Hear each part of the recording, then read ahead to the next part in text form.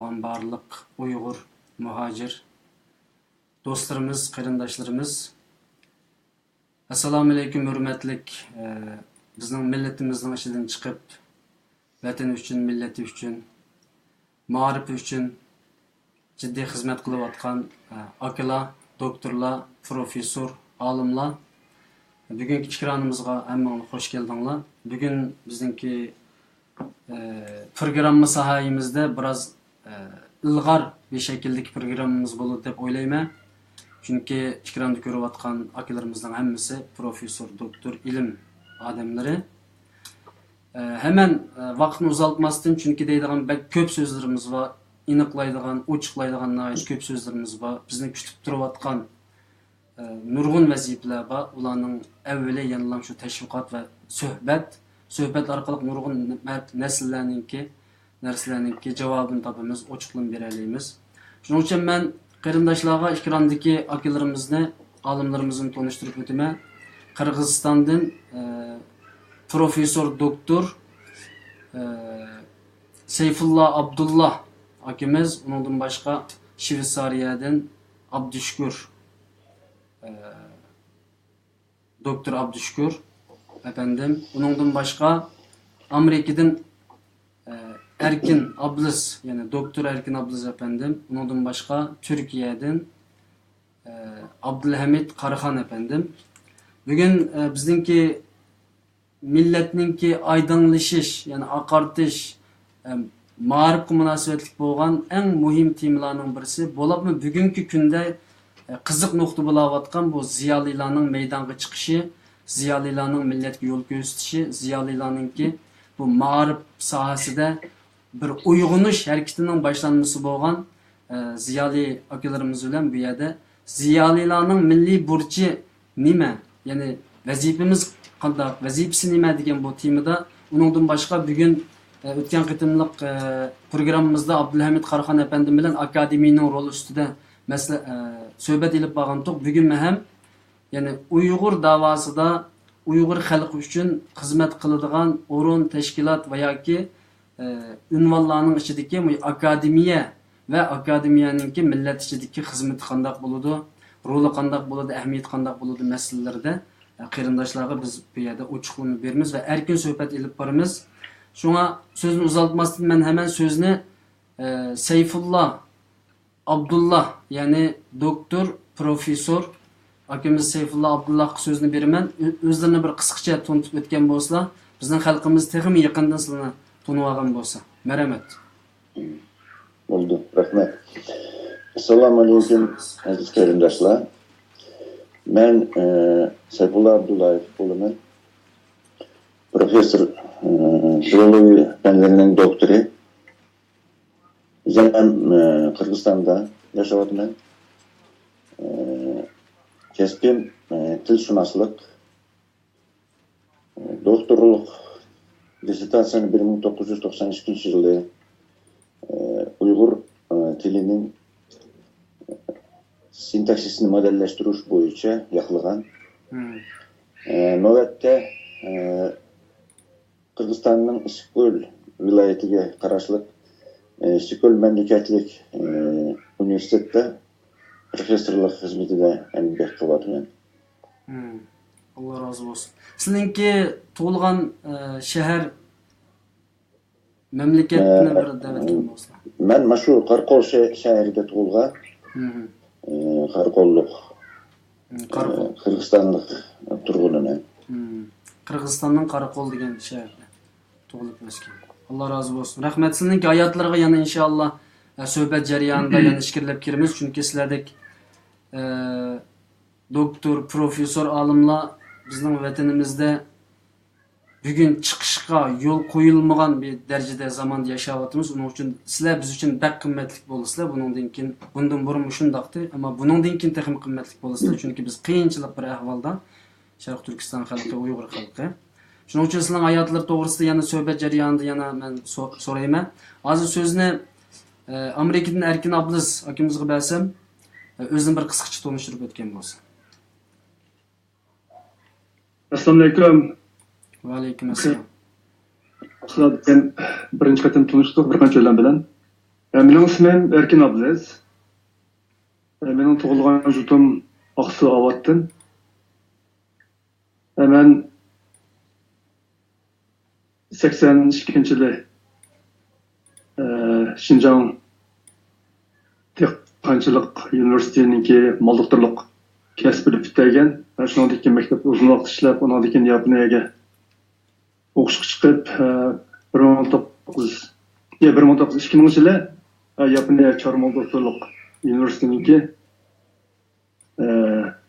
mol-doktorlik kasbida doktorlik unvoniga erishgan. Ondan keyin Tokyo universitetida 1 yil tadqiqotchi bo'lib ishladim. Shundan keyin Amerikaga 2001-yili kelgancha hozir 15-16 yil o'qib qolibdi. Hozir shu Virginia shtatidagi bir noyasida shuni chorvachilik darsida ishlayapman. Kasbim mol doktor hozir. Tadqiqot bilan kasb ikkisi aralash. Sizningki doktorluk dissertasiyalari, ya'ni doktorlikni shu Amerikada oldimi yoki Yaponiyada olgan. Yaponiyada oldi? Qaysi fanda deylar? Mol doktorlik sayesinde. Mal doktorluk. Tamam.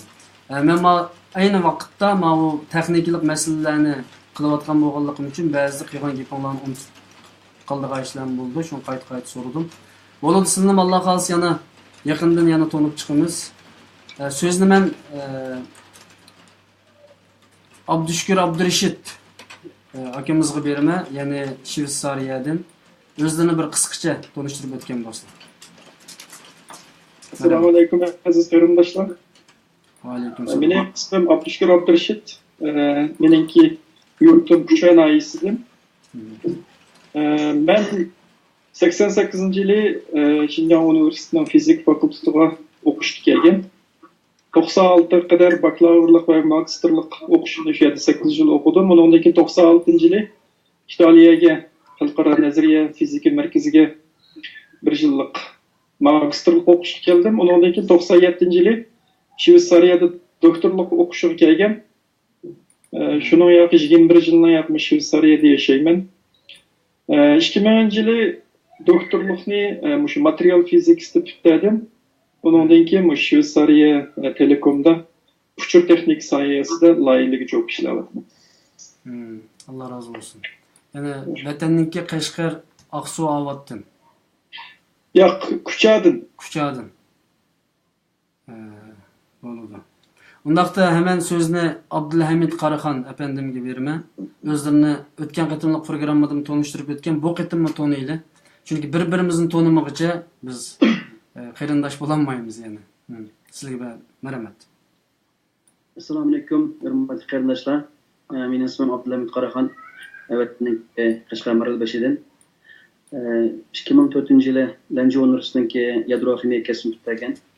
2009-yili Istanbul Texnik universitetidagi yadro energiya kasbini magistrlik bitirgan.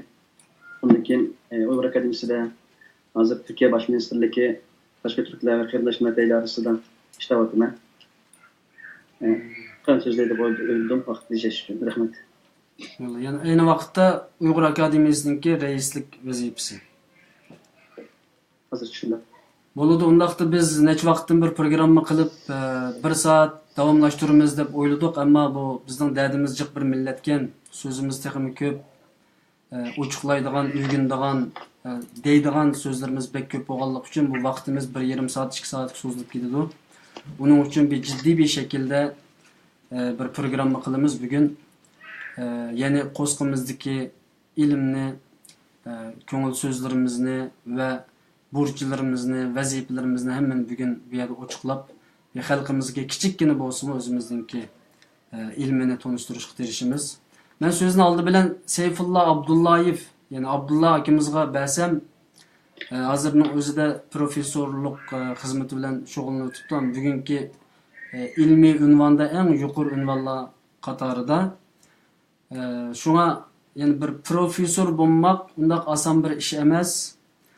Bir milletninki ma'rif sohasida bo'lsin va mayli har qanday bir sohalarda nayt cho'ng bir turtkilik shaxs va yo'l boshlamchi bir shaxs va yo'l ko'rsatuvchi bir shaxs bu sifat bilan o'zlarining mushu temaga birinchi bo'lib o'zlarining so'ziga taklif qilaman. Bugun ziyolilar biz bugun ko'rishyapmiz. Ziyoli atalgan doktorlar, magistrlar, bakalavr har qaysi sohalarda yetishib chiqqanlarningki xizmat qilish doirasi o'zining turayotgan yerida nihoyat cho'ng, nihoyat yaxshi bo'layotgan bo'lsin, ammo xalqaro sohada mayli siyosiy masalalar bo'lsin va yoki ijtimoiy atrofi bo'lsin, mayli Amerikada yashayotgan kishi Amerikadagi ijtimoiy atrofi deylik. Qirg'izistonda yashayotgan kishi Qirg'izistondagi ijtimoiy atrofi nihoyat cho'ng, kishilar taniydi, biladi, xizmat ko'lami cho'ng bo'ladi. Ammo bugungi Uyg'ur xalqining masalasida bugungi ziyolilarningki vazifasi yetarlik bo'layotamdi. Ziyolilarimiz zodi bugun yetarli xizmat qilyapti. O'z sohasida qanchalar xizmat qilyapti, o'z atrofida. Ammo u yerda mazlum bo'lib qolgan shu Sharq Turkiston xalqi yoki Uyg'ur xalqi uchun qanchalik bir xizmat qila olyapti. Bugungi ziyolilar sizlar uchun qaysi ko'zda qaraladi? Ya'ni savolim bu aslında. Bugungi ziyolilarni qaysi ko'zda qaraylar? Ya'ni ziyolilar bo'lgan tanishlari qanday? Uni bir olgandan keyin men uningdan keyin vazifalar va boshqa masalalar ustida so'rasam. Shunga so'zni sizlarga bersam, savolimga bir javob bergan bo'lsam. Seyfullo aka. Bo'ldi. Albatta bu savol berishdan burun ziyoli degan kim? Ziyoli to'g'risida bir so'z qilish kerak. Ziyoli degan tushuncha to'g'riliq biz ikki ko'z qarashda bo'lishimiz mumkin. Birinchisi funksional ko'z qarash, ikkinchisi ijtimoiy. Funksional ko'z qarash bo'yicha ziyoli deganimiz bu o'zining ahli emgak bilan shug'ullangan odam to'g'riliq aytsak bo'ladi ziyoli deb. İlim-fanga o'zining umrini bag'ishlagan yuqori ma'lumotli odamni ziyoli deb tanısak bo'ladi. Endi ijtimoiy ko'z qarashga binoan qaraydigan bo'lsak, ziyoli bu birinchi navbatda o'zining millati to'g'riliq g'am yeydigan, millatining taqdirini o'ylaydigan odamni ziyoli deb aytish kerak. Bugungi kunda ali ma'lumotli odamlar nurg'un bizning Qirg'izistonda masalan fen doktorlari nurg'un bo'libmi meditsina sohasidagi doktorlar ko'p uchrashadi. Lekin ularni hammasini millatga ko'ydigan odam, millatning g'amini yeydigan odam deb aytolmaymiz. Shuning uchun bularni milliy jihatdan ziyoli deb aytishga to'g'ri bo'lmaydi. Qisqa aytganda ziyoli deb biz hozirgi 21-asrda birinchi navbatda faqat ilm-fan sohasida shug'ullangan bo'la qolmasdan o'zining millati to'g'riliq ham yeydigan, millatining taqdirini o'ylaydigan odamlarni ziyoli deb tushunishimiz. Mishada bir gapni qistirma, ya'ni millati uchun xizmat qilmagan yoki millat uchun jiq ko'ngil bermay shu o'zining xizmat doirasi ichida ishlab, maoshini olib, xotirjam bir hayotda yashayotgan doktorlar, professorlar va yoki ilm egalarini ziyoli demasak bo'lamdi, bu to'g'rimi yani? Ziyoli demasakmi bo'lamdi ular? Bularni endi kasbiy xizmatchi odam deb tanısak bo'ladi. Alim deb aytsak bo'ladi. Lekin haqiqiy ma'nodagi ziyoli deb aytsak bo'lmaydi deb men o'ylayman. Ya'ni ular haqiqiy ziyolilar emas yani. Haqiqiy ziyolilar emasda bu o'zining millatning oldida haqiqiy ziyoli bo'lmaydi. Rahmat. Yani bu nayet çoğun bir narsani ochiq qildik aslında. Bu bizning vijdonimizga, iymonimizga munosabatli ham biz bir so'zning lug'at ma'nosini, istiloh ma'nosini bilishimiz kerakki, bugungi kunda biz shu o'qigan, universitet bitkazgan doktor, professor, bakalavr, magistr atalganlarni biz ziyoli deb kelyapmiz. Masalan, diniy ziyoli deb, masalan, bizning diniy ziyoli degan atalg'ularni bizga berishga boshladi. dinning ichidami, din o'qiganlarning ichidami xizmat qilmay yashayotgan nurg'un kishilar bor. Ularni ziyoli qatoriga demakki bu so'z orqali biz ziyoli qatoriga qatmay ularni boshqa bir atalg'ular bilan bundan keyin kitoblarimizda bo'lsin, mayli boshqa teşvikatlarımızda başka atalgılarını kullanışga to'g'ri keladi degan gap chiqdi. Qo'shimdan keyin bunun qatlagan so'zlar bormi? Ya'ni ziyoli to'g'risidagi Sayfulloh aka. Bu meni shaxsiy fikrim shunday.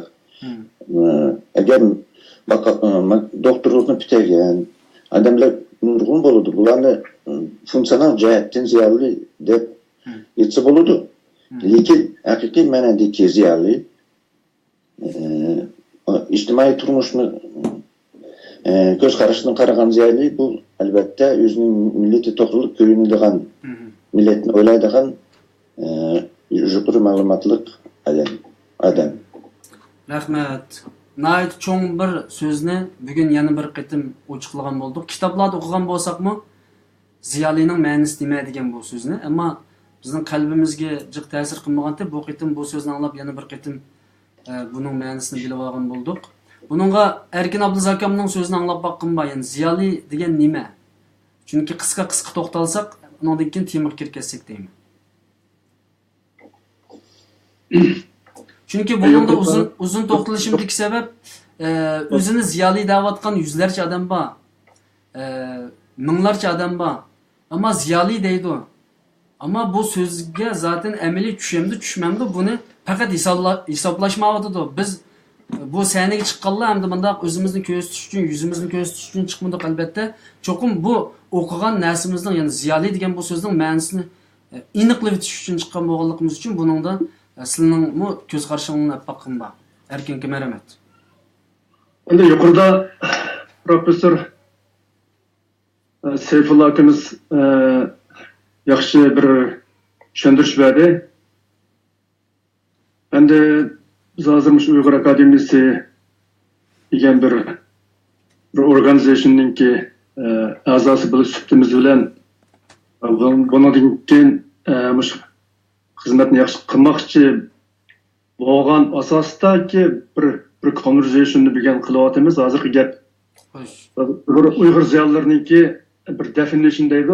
Qandoq bo'lgan chog'da buni Uyg'ur ziyolilar deymiz. Bularning qandoq deb. Bu to'g'ri.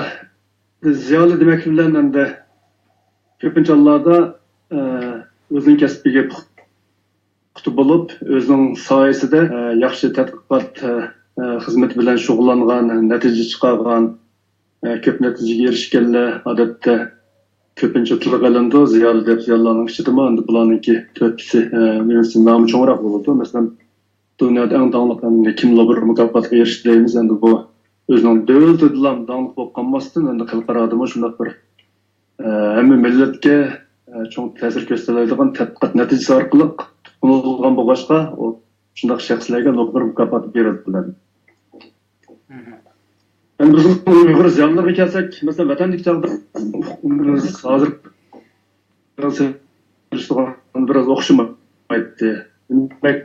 Mecburiyetimiz o'xshamaydi. O chog'da qanday qilib anondan keyin o'zimizniki Uyg'ur yosh o'smirlarga ko'proq bilim o'rgatish. Shu jarayonda o'zimiz bilan teng birga ishlayotgan boshqalar bilan ilmiy jihatdan bo'lsin, bilim jihatdan bo'lsin silishtirish, natija chiqarish, tadqiqot natijasi qanchaki yuqori saviyada bo'lsa, texnik cho'ngroq jurnallarda e'lon qilingan bo'lsa, shu kishiga nisbatan bo'lgan bahom yuqori bo'ladi. Demak, bu ziyonlar bo'lgan baho endi ko'pincha hollarda tadqiqot natijasiga qarata berildi. Endi biz Uyg'ur bo'lib suhbatimiz bilan bizningki qilmoqchi bo'lgan bizning majburiyatimiz haqiqatan faqat o'zining soyasida maqola e'lon qilish, tadqiqot natijasiga erishishdan boshqa bizning Uyg'urlarga tadqiqot natijasi qanchalik ta'sir ko'rsatdi yoki Uyg'urlar uchun konkretni qandayroq bir ishlarni qila olamiz yoki ular qandayroq ta'sir singdira olamiz, o'rgata olamiz yoki yetaklay olamiz deganga o'xshash bizningki majburiyatimiz hozir. Vatanlikka qaraganda bo'lib chet ellardagi ziyolilarniki burchi texnik o'xshamaydi. Misalga men hozir degandekidek vatanda bo'lsa ko'pinchalarimiz tadqiqot o'rinlarida ishlaydiq yoki oliy maktablarda o'qitishlik qildik. Bizning o'gitish, bizning atrofimizga nurg'unlar yosh o'smirlar bo'ladi, o'quvchi bolalar bo'ladi, ya o'zimizdek tanzimatlik, o'zimizniki Uyg'ur yoki boshqa asonliq millatlar bo'lsin, tadqiqotchilar bo'ladi. Ular bilan bizniki bo'lgan munosabatimiz qo'yib bo'ladi. Endi hozirgi chet ellarda hammamiz bu Amerikaning sharoiti desak, Amerikada nurg'un ziyonlar bor. Doktorlik unvoni bitganlar bor, yoki aspirantlik bitganlar bor. Shularni hammamiz o'ziniki doirasida ishlayotdi, tadqiqot o'rinlari yoki ma'muriy xizmat bo'lsin, yoki shirkatlar bo'lsin. Endi bularningki hozirgi asos qilayotgani shu o'zining kasbida bir natija chiqarish bilan bir shunga tegishli maoshlik, shu oilasini qamdash. Xo'sh. Endi bizning shu Uyg'ur jamiyatiga qanchaliroq ta'sir ko'rsatadi deganda, men bilsam, yaqingi yillargacha bu bir ta'kidlanmagan bir tema edi. Endi men bu Rossiyaning shu Uyg'ur akademiyasiga a'zo bo'lib, shundan keyin shu Uyg'ur ziyolilarining burchi nima, qanday ishlarni qilish kerak? Shu muajiratdagi Uyg'ur ziyolilari bizning shu Uyg'ur jamiyati uchun yoki vatandagi Uyg'urlar qanday qilib ta'sir ko'rsatamiz degan bu bir yomon cho'ng bir tema. Bu shakllandi. Men buningki mush temaning haqiqatan eg'ir salmog'ining bog'lig'ini his qilyapman. Shundan shuning ichida hozir. Shuna. Sizlar mushu ziyol bugungi Sayfullo akam degandek xizmat qilmayotgan o'zining sohasida utuqda doktor, professor bo'lgan, o'zining sohasida ma'lum yoki ko'rinarli utuqlarga erishgan ziyolilar bor, ko'p. Asosan doktor, professor, magistr va yoki utuq qozonganlar ko'p. O'tgan qitim Abdulhamid afandim deb o'tib ketdi, 500 dan ortiq doktorimiz bor deb. Ammo xizmat qilayotganlar oz endi. Menga nisbatan oz shaxsiy fikrim. Bularni siz ziyoli deb qaramamlar. Ya'ni buningga bir aniq bir chikit qo'yib aytgandan keyin atiyma sil degan so'zning oxirini sizlarga beraman. Endi misolga men shu Amerikaning sharoit ahvolini olib kelsak, hammamiz o'zimizniki doirasida xizmatlarni qilib, oilamizni qamdab, shuning bilan shu Uyg'ur jamiyatining bir faoliyatlari bo'lsa, qanchalik qo'lga olgancha. Shuning ichida ba'zilar aktiv, ba'zilar biroz passiv. Ammo lekin shu Uyg'ur ziyolilari bundan qanday qilish kerak? Chetaldagi Uyg'ur ziyolilarining majburiyati nima degan bu tema ancha ta'kidlanmagan men bilsam. Endi hozir buni biz rasman ta'kidlayapmiz. Bundan agar mushu tema qancha ko'p ta'kidlansa, shunga oid Uyg'ur akademiyasiniki qo'l ostida biz faoliyatlarni ko'proq qilsak, mencha ko'p sondagi Uyg'ur ziyolilari uyg'onadi, anadagi o'ziniki jamiyat uchun, masalan Amerikadagi o'zimizning jamiyat yoshlar uchun, undan ortiq anadagi vatandagilar uchun qanchaliroq ta'sir ko'rsatamiz, nima ishlarni qila olamiz degan, mencha bundan biz shu muzokara qiladigan cho'ng tema deb o'ylayman. Shunday, Alloh rozi bo'lsin. Bu temani Alloh xolis bundan keyin tag'in ko'p olib chiqamiz. Chunki bir millatning oqartuvchilari, oydinlashtiruvchilari, mash'alları ziyolilar bir millatning butun masalalarini o'ylashidi, maslahat qiladi, yo'l ko'rsatadi, sizidi, chizidi. Millat uxlayotganda ziyolilar uxlamay, qo'li qalam elib va yoki qo'liga chizgini elib xizmat qiladi. Uning uchun sizlar muhim kishilar. Ammo bu muhim insonlarningki, bu aslında Allah'ın dergahıydı naiti innama yakhshallaha min ibadihil ulama deb bir ayet var Kur'an-ı Kerim'de. Ondan başka vellezine utul ilme derece degan ayet var. Ular ilim bilen derecelendirildi. Yani ilim bilen ularning derecesi üstün kılındı deb. Allah'dan bek qo'rqaydigan, bek hurmatli insonlar, yani alimlar Allah'dan bek qo'rqaydi. Bek hurmatli deb bu şekildeki nurg'un ayetlar va alimlarni Allah intayin yaxshi ko'rdi aslında. Ama alimlarning uxlayverishi bütün milletki ta'sir ko'rsatadi. Bütün milletki ta'sir ko'rsatadi. Onun için siz degandek bu temani bundan keyingi zamanda nayet ko'p deyish kerak. Xo'sh, so'zni men Abdushukur Abdurashid, doktor Abdushukur Abdurashid efendimga beraman. Ama asasen ziyoli so'zningki ma'nosimi bir yerga kelyotadi. Buning yondashgan shaklda bir ochiqlamasi bo'lsa, buni ochiqlab bersa bo'ladi. Merhamet. biz ziyoli degan so'zni endi shu millatga xizmat ko'rsatgan, kasbda natija qozongan shu insonlar tortib so'zlaymiz endi. Bizning vatandagi ziyolilar, endi biz ziyoli desa, bizning cho'nglarimizni bilamiz, ular asosan vatanda bular xizmatni shu millatga, vatan uchun qilayotgan bo'lganligi uchun biz ularning funksiyasi, ijtimoiy jihatdagi farqi degandek narsalarga biz hozirgacha undaqcha e'tibor berib ketmagan. Bu chet elga chiqqandan keyin chiqib shu kasb bilan shug'ullanayotgan ziyolilarga kelsak, ularma endi o'z oldi bilan o'zining kasbiy sohasi tirishchiliklarni ko'rsatib, natija qozonib, hech bo'lmasa ishlayotgan yerida, atrofda turayotgan muhitida o'zining Uyg'ur ekanligini ko'rsatib, shunday qilayotganligi uchun biz ularni ziyoli deb qarab keldik, ham ularning natijalarini muayyanlashtirdik. Lekin endi hozir shu bir qancha yildan beri bizdagi vaziyatda jiq o'zgarishlar bo'lyapti. O'zgarishlar bo'lyapti. Bizning xalqimizning ichida bo'lib, chet elda yashayotgan Uyg'urlarning ichida qaymoqish eg'ir yetaklashga muhtoj bo'layotgan sharoitning o'zida bu hozir ziyoli nisbatan bir yangi aniqlik berish hojat tug'ilyapti endi. Abayma ishkokimiz aytib o'tgandagidek yolg'iz maosh olib, oilasini qamdab yaxshi turmush ko'chirib ketayotganlarni ziyoli demduq degan temalarda muzokaralar bo'lindi. Endi mening bilishimcha, endi men taniydigan ziyolilarning ichida ammo u faqat jambiqlam Uyg'urningki qayg'usi bilan korunmay yashayotgan ziyolilar ayda oz sonliq. Ko'pincha ziyolilar to'g'ri o'tirib chiqib, akademiyani nimasiga faoliyatlarga aktiv qatnashib, qo'llab qilmagan bilan ularda qizg'inlik bor, ham tamtirashmi bor. Tamtirashmi bor, ular nimaga muhtoj degan vaqtida puls berish kerak. Puls degan nima deymiz? Ular shok berishga muhtoj bo'layotgan ziyolilarimiz oramizda ko'p. Agar biz ularni qo'llash berish kerak.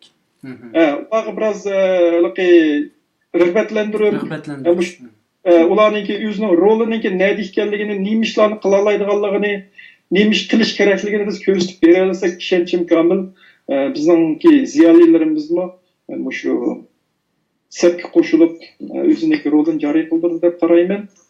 Shunaqa. Rahmat, yana so'z beraman sizlarga. Aslında ziyolilar hurmatlanishga tegishli kishilar bo'lar, olimlar. Asli bu qo'pol so'zlarni ishiltish, ya'ni bugungi ziyolilarning uyg'unishi degan so'zni ishiltishimiz xato asli. Ziyoli degan uyg'oq inson bo'lish kerak menga nisbatan. Undan keyin bu amaliyat ziyoli bo'lar. Nima uchun bularni biz ziyolimi emasmi degan so'zga chiqib qoldik degan vaqtida. Chunki bugun biz nihayat krizisda biz yo'qolish oldida turayotgan madaniyatimiz, dinimiz, milliyatimiz yo'qolish oldida turayotgan intayin xatarlik bir ahvolda biz bundaq keskin so'zlarni ishlatishga majburmiz. Ishlatmasak bo'lmaydigan yerga keldi. Bugunga qadar 20-30 doktor, professorlar bilan, olimlar bilan ko'rishgan bo'ldik. Ba'zilar qabul qildi, ba'zilar qabul qilmadi. Maqsad bularni saniga ichiqish emas. Maqsad olimlarimizning saniga ichiqish emas. Millat bugun gangiravotidi. Bu millat bugun hozir Abdushukur efendim bir gapni deb o'tib ketdi. Temtirash bor deb. Bu ziyoli temtiravotgan yerda albatta millatning temtirishi bek. Millat temtiravotidi, millat qayerga minishni bilmayotidi. Bo'labmi chet elliklarning beshimizda bek og'ir kun bor. Uning uchun ba'zan mushundaq so'zlarni qilishga, ya'ni bu ziyoli degan nima degan gapni ko'tarib chiqishga majbur bo'lib qoldik. Men so'zni Abdulhamid efendimga bersam, aslında Abdushukur efendimning so'zi biroz qisqa bo'ldi. Inshaalloh bu qaytim yana uzunroq so'z beramiz. Abdulhamid efendimning ko'z qarashini anglatib, biz temining ichiga kirib ketaylik. Marhamat. Rahmat. Ziyoli degan so'zniki lug'at ma'nosi xatolashmasam arabcha gap qo'ydi emas ziyo degan. Ziyo degan nur chashqish degan ma'no bildirdi ekan. Ziyoli degan hisobda bilim olib, o'zining bilimini atrofdagilarga yetkazib, haq yetkazgan degan ma'no bildirdi deb o'ylayman. Endi biz 2009-yili akademiya qurilgan vaqtida biz o'zimiz bir bo'shliq his qilgandik. Nurg'un o'qigan tadqiqotchilarimiz, ziyolilarimiz bor ekan. Bular birlikda birga kelsa, bo'lib millatga umid bag'ishlaydi. Millatniki qadrini ko'tarishga zo'r kuch bo'ldi deb o'ylab akademiyani qurib chiqqandik. Alloh shukr, bu yil 9-yilga qadam qo'ydik. Her qaysi davlatlardaki tadqiqatçılarımız, mediplerimiz, yazgıçlarımız kollab özününki bir kişi dersini koşuyordu. Hem de bu akademininki bugünkü kaldık gidiştem de Amerika'daki ziyarlarındaki mesela köprek de boylayma Türkiye'deki ziyarlarından birge Amerika'daki ziyarlarındaki töpüsümü köp. Çünkü 10. ayda ben bağa vaktimde Amerika'daki ziyarlarındaki küçüğün aktan köydüm. Aktan köp okuyan ziyarlara bakken Uygur Amerika Cemiyeti'ndeki 1998 yılı kuruluşçudu mu ziyarıyla bir kolluk vazifetip Uygurlar'ınki hukukunu qoğdaşta Amerika'daki Uygur cemaatine yeteklermemişte bek köp çıkırıp iken. Bu marşatıp bas bizden Uygur Akademisi'ninki Fahri Reisi, hazırki Fahri Reisi Dr. Reşad Abbas, ondan keyin Reisimiz Dr. Erkin Sıdık ve sabık Fahri Reisimiz Dr. Burak Mutallep ve başka nurgun doktorlarımız Erkten aşağıda yüzümüzdeki milletimizdeki tunmuşu milletindeki ittifaklaşıp milli menfaatine ve Uygurlar'ınki hukukunu qoğdaşta yaxşılık kelganligini ko'rdim. 20 yılına yakın Amerika'da Erkten Uygurlar yüzden beşini kütürüp kötüptü. Yani biz bu aşımdan ilham algan bulduk. Yani bunu her kaysi suretlerge yiyip bu sistemlik bir şekilde Pisak milletninki uyg'unishi, yuziga bo'lgan ishonchi, kelgusiga bo'lgan umidi aşıda bo'ylaymiz. Rahmat. Allah razı olsun. Rahmet. Yani her bir sözüңlardan millet nispeten nurgun yol gösterişler çıkıdı aslında. İnşallah bunun keyin bütün dünyadaki Uygurlarga nispeten tag'imi yaxshi xizmatlar bo'lishinglarga men tilakdoshlik bildiraman. Aramızda Profesör Doktor Seyfullah Abdullah akimiz hazır Kırgızistan'da hazır 12 belki birlerge yakın müşta keç bolup kaldı. Müşta keçi bolsun mu meyli men bu milletimge bu hizmet üçün men vaktimni çıkırma deb nim kıldı. Şuna ma körürmellerimi yadыңda bolsa. Ondan keyin hazır bir qancha men qarindoshlarimiz ziyorat qilishga başladı. Bizninki hazırki Naq meydan görünüşümüzni ko'rayotgan qarindoshlarimiz bu ilm odamlaridan, ya'ni bu olimlardan qanday savolinglar bo'lsa, ya'ni mushu temaga munosabatli savolinglar bo'lsa, nimaga yozsanglar bo'ladi, inkos yozsanglar bo'ladi va Naq maydonga telefon qilsanglar, qo'limda telefon bor. Naq maydonda bu olimlar bilan sizlarni uchrashtiraman va so'zinglarni Naq maydonda olimlarga, akalarımizga anlatamiz. Undaqda so'zni yana Seyfullah akamga beraman. Ziyolilar bu yerda biz bir tema qo'ydik. Milliy burchi debdi. Ziyolilarninki milliy burchi. Yani hazır bu gapdan milliy degan bu so'z o'shiqmidi, kemmidi uni bilmadim, ammo ziyolilar rost degandek o'zining turayotgan yerda nurg'un utuq qozonyapti. Men hozirgacha utuq qozonmagan ziyolini jiq ko'rmadim. Amerikadagi ziyolilar, Shvetsiya, Yevropa masalan, O'rta Osiyodagi hammalarninki deyerlik bir nimasi bor, o'rtam atrofi bor. Maktab ahvolatida ishlayotgan xizmat o'rinlari har yerda o'ziga loyiq shaklda mashhur va yaxshi xizmat qilyapti. Endi milliy degan bu so'z kelgan vaqtida millatimiz uchun qanday xizmat qilyapti? Bu burchimiz, burch degan qarz, ya'ni cho'qim bamisi bo'lmaydigan bir qarz bor, burch deymiz. Bu endi qiyomat kunida ishlatildi bu so'z. Qiyomat kuni inson bütün burçlarını Allah'ın oldiga qo'ydi. İnsana berilgan amonatni, mana maoshni qildim. Sen bana bu ko'zni berib dikensen, so'zni berib dikensen, ig'izni, quloqni, hammani berib diken, ilmni berib dikensen, men qildim deb Allah'ın oldiga qo'ygan narsa burch bo'ladi. Millatimizning bizning kutadigan nurg'un burch bo'ladi. Ya'ni ziyolilarning bu millat oldidagi burchlari qanday bo'ladi? Buni sizdan so'raylar ber. Merhamet. Endi millet ve ziyali oturuşudaki münasebetler doğrusunda elbette aytganda o murakkab mesele. Birinciden endi milletler var iken demek bu bir kadın emas.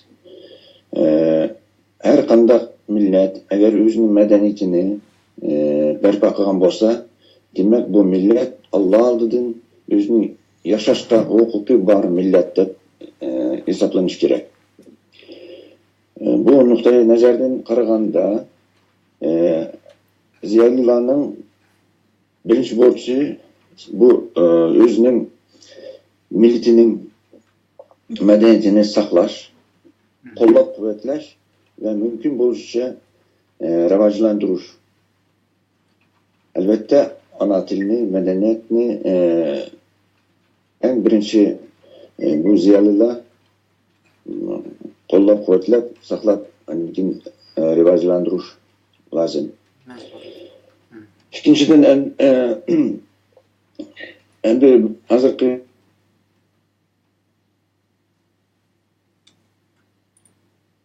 Seyfullah akamninki ovozi anglanmay qoldi, balkim sizlarga anglanmayotgan bo'lishi mumkin.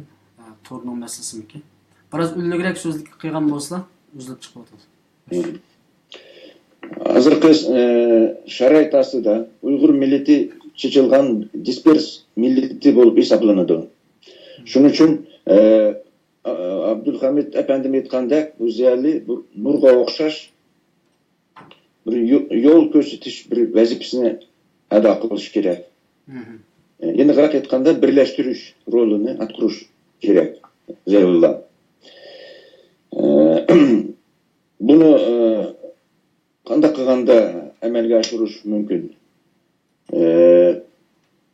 Birinchi navbatda Uyg'urlar to'g'riliq ijobiy bir imij, ijobiy obraz yaratish kerak. Uyg'urlar to'g'riliq ba'zi ko'pchilik millatlarda afsuski salbiy bir ko'z qarash shakllanadigan bo'lib qoldi. Terrorchi yoki ilm-fanga unutilmaydigan millat degan bir obraz shakllanadigan bir vaqtda hozirgi Uyg'urlarning ziyolilarning oldida Uyg'urlarning burundan madaniyatli xalq bo'lib kelgan, shu peticha qolgan, bundan keyinmi o'z madaniyatiga ega bir ilg'or millat sifatida tanishtirish bu bizning burchimiz deb hisoblayman. Rahmat. Seyfullah Abdulla akamiz Qirg'izistonda tug'ilib o'sgan, shu yerda o'qigan, shu yerda o'zininki ilmini joriy qildirib, shu yerda doktorlikni olib, shu yerda professorlik qilayotgan bir akamiz. Uning uchun ba'zi Uyg'urcha kelimalarda biroz qiynalish bo'lib qolsa, buni ko'rurmanlar cho'qim buni to'g'ri anglashi lozim. Chunki boshqa bir mamlakatda tug'ilib, ilmi nihoyat yaxshi so'zlaydi ekan Seyfullah akam. Allah razı olsun deyman. Biz hozir ko'ryapmiz, mishada kelib taq 3-4 yil bo'lmay butun bolalarimiz boshqa bir tilda so'zlaydigan bo'lib ketyapti. Uning uchun ko'rurmanlarga men buni deb qo'yishga tayandim. Men so'zni Abdushukur Abdurishid, doktor Abdushukur Abdurishid efendimga bersam, bu shu milliy vazifamiz, milliy burchimiz to'g'risida o'zining ko'z qarashini o'tirib qo'yapmiz. Endi ziyoli degan bir bilimlik kasbda ma'lum darajada natija qozongan bir inson, avay biz uni aniqlaymiz, biroq deb tutdik. Bular biz masalan ko'pinchalarimiz o'sha g'arb dunyosida yashayapmiz. Atroflarimizda xizmatdoshlarimiz bor. Biz oldi bilan o'zimizning ideyasini qozonib qilishimiz kerak. Masalan, o'zimizda yetersizlik, masalan, biz ziyolining ijtimoiy tarafidagi narsa degan gap aniqlanganini so'zlab o'tdik. Agar kamchilik taraflarimiz bo'lsa, buni avval o'zimizdan boshlab, o'zimizni yetildirishimiz kerak bu bir. Ikkinchidan, bu atrofimizda xizmat ishlayotgan yerlarda o'zimizning Uyg'ur ekanligimiz, o'zimizning qayerdan kelganligimizni boshqalarga bildirishimiz, dardimizni ozroq bo'lsin atrofdagilarga anlatib, o'zimiz mumkin qadar bir ulgulik bir odam bo'lib shu atrofda xalqlar atrofimizdagi odamlarga ijobiy jihatdan yaxshi ta'sir qoldirishimizni bilishimiz kerak. Anadan keyin hozir sharoitning o'zida bizningki millatimizning ichida gangirash, eg'ir, masalan, yetaklashga muhtoj degandek nimalarni bo'ldi. Mumkin bo'lsa, Uyg'urlarning orasida atrofimizdagi odamlarga ta'sir ko'rsatib, hata düşünceler bolsa toğrulaştırışıp, ularga yetekçilik rol oynaşıp duruşsa. Ondan keyin bir şahsinin koludan bir netije çıkılgan zaman hazır ütüp ketdim. Bu meyli kesbi sahada bolsun, meyli ijtimai münasibetlerde bolsun, köp näsler hemkarlık asaslı buludur. Mümkün kadar mesela şu üzümüz bilen pikirdaş, meslektaş adamlar bilen köprek alaqılışıp, ular bilen münasibetleşip, hemkarlık ornutup, azraq bolsun bir milletke hizmet kıladigan bir işlarni qilsak yaxshi bo'ladi deb qarayman. Endi bir misol qilib o'tay. Endi balkim diqqatinglarni chekdi chekmidi. Men yaqindan biroz bir ziyolilar orasidagi bir yangilikqa diqqat qilib kelyapman. Masalan, shu murojaat to'playdigan bir xizmat boshlandi hozir. Bu murojaatnomaga men diqqat qilyapman. Bu murojaatnomalar masalan 8-10 xil tilda shu nopuzluq torbetlarda e'lon qilinib shu faoliyatlar boshlanyapti. Men diqqat qilyapman imzo qo'ygan odamlarga. Bular imzo qo'yayotganlar ko'pincha chet ellik. Uyg'urlar qaraganda chet elliklardan sonichi. Demak bir ziyolilarning orasida bir hamkorlik xizmati boshlanibdi. Azroq bo'lsin bir narsani ta'sir qilishga boshlabdi degan tushuncha kelyapman. Bu bir misol endi. Masalan, shunga o'xshash bir xizmatlar bo'lsa, millatga foydali, bizning dardimizni sirtqa anglatalaydigan xizmatlar bo'lsa, bu ish ziyolining qo'lidan keladi. Ular ko'p xil tilli, masalan, bir-birini to'liqlay oladi. Bir qismlari shu diplomatik munosabatlarda ustun bo'ladi, yana birlari siyosiy munosabatlarda ustun bo'ladi, yana birlari texnik xizmatlarda. Shular hamkorlik qila olsa, kelajak bir yaxshi ishlarni vujudga chiqara oladi deb ishonaman. Sizlar bu o'tirib qo'yayotgan masala ziyolilarga qartilgan masalami yoki butun Uyg'urlarga qartilgan masala? Biz endi ziyoli deyotganligimiz uchun men ko'proq ziyolini chiqish qilib dedim, chunki bu ishni qilish uchun ma'lum jihatdan texniklik masalaga duch keladi. Masalan, bu ishni qilayotganlar mening bilishimcha ziyolilar Uyg'urlarning orasidan chiqayotgan. Rahmat. Masalan, sizlar hozir bizningki ko'rurmanlardan yozibdi, inkos qilib, ziyoli olimlarimiz o'zini xalqqa tanitsa, millatning ziyolilarni qo'llashi, qo'g'dishi majburiyati bo'ladi. Demak, yana demoqchi bo'lgan so'zi, bu ziyolilarni biz bilmasak, ko'rmasak, bilmasak, biz uni qanday qo'llaymiz, qanday rag'batlantiramiz? Chunki birozning oldida sizlardiki, bular bir pozitiv bir nimaga ehtiyoji bor dedi. Rastganda ziyolilar bugun kitobchilar bilan kitoblarda ko'p to'lanyapti. Maqolalarda to'lanyapti, yiziqchilik masalalari to'lanyapti. Amaliyot bizning xalqimizning %10% kitob o'qimaydi. Kitob o'qimagandan keyin hatto xili dangliq mashhur ziyolilarimizni, doktorlarimizni bilmaydi. Kitob o'qimaydi chunki. Chunki ziyolilarning to'nilishi xalqqa asosan yiziqchilik vositalaridan kelib chiqadi qalam orqali. Bo'lmasa boshqa bizning Sharq Turkistonning bir televizyoni bo'lib boqmadi. O'zimizni ziyolini tanishtirdigan. Xitoy yepib keldi olimlarimizni, qahramonlarimizni, mashhurlarimizni yepib dunyoga ko'rsatmay, hatto o'z xalqimizga ko'rsatmay keldi. Faqat Xitoyga ishlaganlarni jiq ko'rsatdi. Bo'lmasa haqiqatchi olimlar, shoirlar, ziyolilarni ko'p yepib keldi. Ya'ni bugungi chet eldagi ziyolilarningki xalq bilan uchrashish fursati kitobdan boshqa narsalardan bo'lmadi, ya'ni maqoladan boshqa narsalar bo'lmadi. Bunga nisbatan qanday bir baho berildi, ya'ni ziyolilar qanday bir xalq bilan tanishib chiqish kerak, qaysi usul bilan, qaysi vosita bilan. Ya'ni rag'batga erishish uchun buningdan keyin qo'g'dilanishga, buningdan keyin texnik xalq tarafidan ko'tarilishiga, orzulanishiga, qimmatini bilishiga qanday bir vositalar lozim demoqchiman. Sizlar degan ziyolilar ko'pincha mening tushuncham bo'yicha vaqtida yozgan maqola yoki kitoblar orqali tanildi deganlar endi asosan bizningki ijtimoiy fan sohasidagi ziyolilar qartilyapti. Tabiiy fan sohasida masalan doktor Erkin Abduz akamizni men bugun tanidim. Masalan tabiiy fan sohasida bizningki itilib chiqayotgan ziyolilarimiz ko'p. Bir qismlari bularni aktiv masalan bloglarni yozib masalan yoki bo'lmasa Facebook yoki torlarga chiqib aktiv so'zlab qilayotgan bizning ulgulik ziyolilarimiz bor. Ular bizga ulgu. Masalan biz shulardan o'rnak kelib, shularning qilayotgan ishlardan biz o'rnak kelib qila olsak, ziyolilarni tanishga menimcha imkoniyat bor, sharoitlar bor. Masalan, sizning hozir bizga ta'minlayotgan shu yillik nimalarmi, programmalarmi, masalan, ziyolini tunutishga bir vosita. Masalan, shunga o'xshash ijtimoiy aloqa qurollardan unumli foydalansak, ziyolilar biroz aktiv bo'lsa, yozgan maqola yoki kitoblarni masalan Uyg'urcha tarjima qilib bizning qarindoshlarimiz foydalanishiga sunsa, menimcha jiq tonutish foydasi bo'ladi deb qarayman. Endi ziyoli o'ltirib, men tonuydiganlar meni yanama kelib tonib ketanglar desa, u chog'da ziyolilar haqiqatan tonolmaydi. Ziyolilar o'zi aktiv bo'lishi kerak. Ammo mencha dal mushuni qilyotadi ziyolilar. Ya'ni hammasi emas. Ko'pincha ziyolilar meni toninglar, men uyda o'tirib turay, siz o'zinglar kelib meni ziyorat qilib tonib ketinglar deyotadi. Buning qaytilamlar. Ben qo'shilmayman. Men u xil ziyolilar bilan men jiq suhbatda bo'lgan. Ya'ni sizni maran topdik yani. Ben o'tirdi bayram Abdulmetlar bilan biladi. Men seni chiqib ketmaganligim balkim tanishmoqqa o'xshaymiz. Sizlar deganda ziyolilar haqiqatan bor. Endi buningda biroz endi ozroq oq ko'rinishni so'zlasak bo'lmaydi. Endi bizga ziyolilarga nisbatan biraz nima deymiz, xato tushuncha bular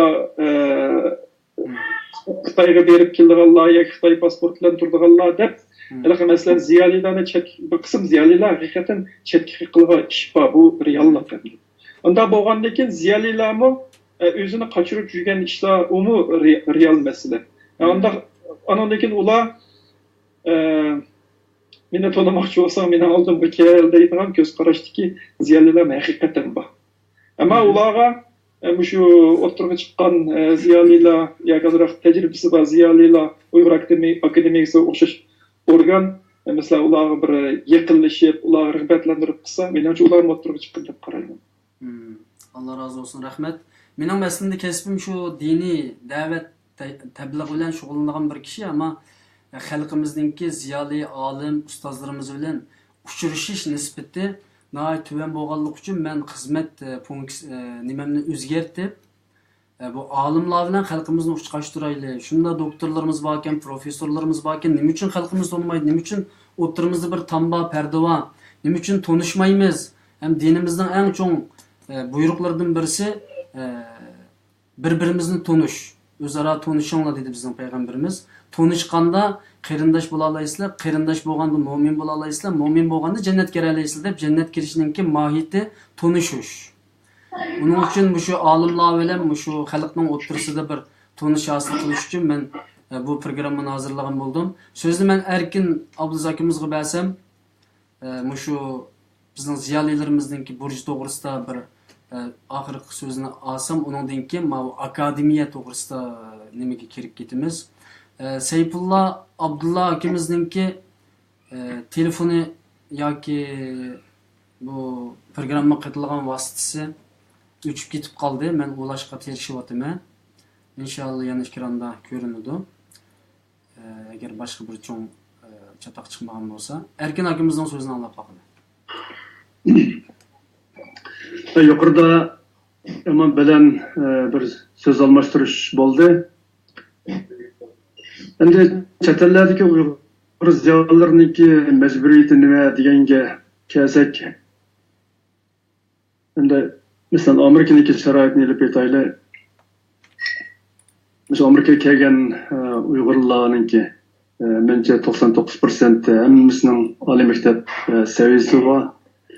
Onun ichidan bir qismi doktorlikni tugatgan, qolganlari aspirantlikni tugatgan. Menimcha bu jamiyatning ichida endi shaxsan o'zimizni tunutish maqsadida halaqadek to'xtamay to'g'ri chiqib bir narsalarni yezib, qanday qilib meni tuna deb bundaq tirishchilik ko'rsatishninki faqat zurriyati yo'q. Men bu bir qarshi insonning biri, shunlashqa men bu to'g'rida o'zim to'g'riliq yozgan narsalar mancha ko'p emas. Onundaki moda qilishni ham xohlamayman. Ammo biz qila oladigan ish. Endi hozirgacha bu sharoitimizning o'xshamaslik sababidan misolga oddiy sanda vatan bo'lgan bo'lsak, bizning atrofimizda tadqiqotchilarning ko'pinchilari Uyg'urlar bo'ladi, boshqa o'zimizning bir qarindosh millatlar bo'lardi. Andan keyin yakımsı o'quvchilarimiz ko'p sonlikilari Uyg'urlar bo'lardi. Buning bizning xizmat qiladigan nishonimiz hamon eni qo'llatdi. Uyg'ur ziyolilar nima qilish kerak deganni buni ta'kidlashning zaruriyati mancha yo'q edi. Nima chet ellarda sharoit o'xshamayotdi. Shuningdek biz o'zimizni tunutishning zaruriyati ancha yo'q. Misolga hozir sharoitda endi masalan Amerika, Yevropadagi yoki Avstraliya, Yaponiyadagi ziyolilarni qanday qilib vatandagi mushu yoshlarga tunutish kerak deganda buni tunutish ehtimolligim yo'q hozir. Bir qismda tirishib baqqan shu Amerikadagi ziyolilarni o'sha vatanda shu bir kichikroq kitob qilib yozib yoshlarga tunishtiramiz degan tirishchiligim bo'lgan, keyin u ishlar to'xtab qoldi. Endi hozir sharoitda masalan Amerikaniki ahvoliga kelsak, undan keyin shu Uyg'ur akademiyasiniki ostida biz Amerikadami shu akademiyani qo'llaydigan, akademiyaning prinsipini qo'llaydigan, bundan keyin shu akademiyaning qo'l ostida nurg'un aktiv faoliyatlarga qatnashadigan, o'zining bir Uyg'ur ziyolilik salobati bilan shu Uyg'ur akademiyasiga yoki bizning Uyg'urlarga to'p qo'shallaydigan, shu bir tashviqotni kuchaytirib, o'zaro atrofimizdagi do'stlarga xabar qilib, kelib a'zo bo'linglar, kichik bir yig'ilishlarni qilib, a'zoni ko'paytsak, andan keyin shu asosda chet ellar bilan, chet eldagi ziyolilar bilan bo'lgan munosabatni kuchaytirsak, andan keyin Allohga shukr yaqinda akademiya jurnali bu bir rasmiy tasdiqlanib, andan keyin Patarda endi birinchi qadamdan chiqmoqchi, mening bilishimcha. Mumkin bo'lsa, biz shu tabiiy fan sohasidami, masalan, har xil sohadagi kasblar, mening kasbim moldoktor, bizda moldoktorlik, doktorlik, dorigarchilik, biologiya, buning hamsi bir kategoriyaga kiradi. Masalan, dehqonchilik bo'lsin, odam doktorlik bo'lsin, bular bir sistemlanishlik odamlar. Bular bir cho'ng bir guruh tashkil qila olsak, Amerikaning ichida kichikroq guruh, butun xalqaro bo'yicha cho'ngroq bir guruh tashkil qilib, yilda bir qatam bir ilmiy doklad yig'ini qila oldik. Andan keyin fizika, ximiya, boshqa sohadagilar ularni o'zaro yig'ilib, ularni bir yig'in, ilmiy doklad yig'ini uyushtira olsa, andan keyin maqolalarni kichikroq to'plam qilib chiqara olsak, bu bir o'zaro bir o'rganish fursati bo'ldi, bir raqobat bo'ldi. Biz Uyg'urlarning natijasi bo'ldi. Buni biz qoldirib qo'ya olamiz har xil yo'l bilan. Andan keyin yana bir asosiy qiladigan ish o'zimizning kommunitaning faoliyatiga aktiv qatnashgandan sirat bizning atrofimizda yoshlar bor, bizning bolalarimiz bor. Bularning nurg'un qiyinchilik masalasi bor, til masalasi bor, madaniyat masalasi bor, yo'qolib ketish ehtimolligi bor. Bu Amerikada bir kuchli qalin jo'ylab ketishi.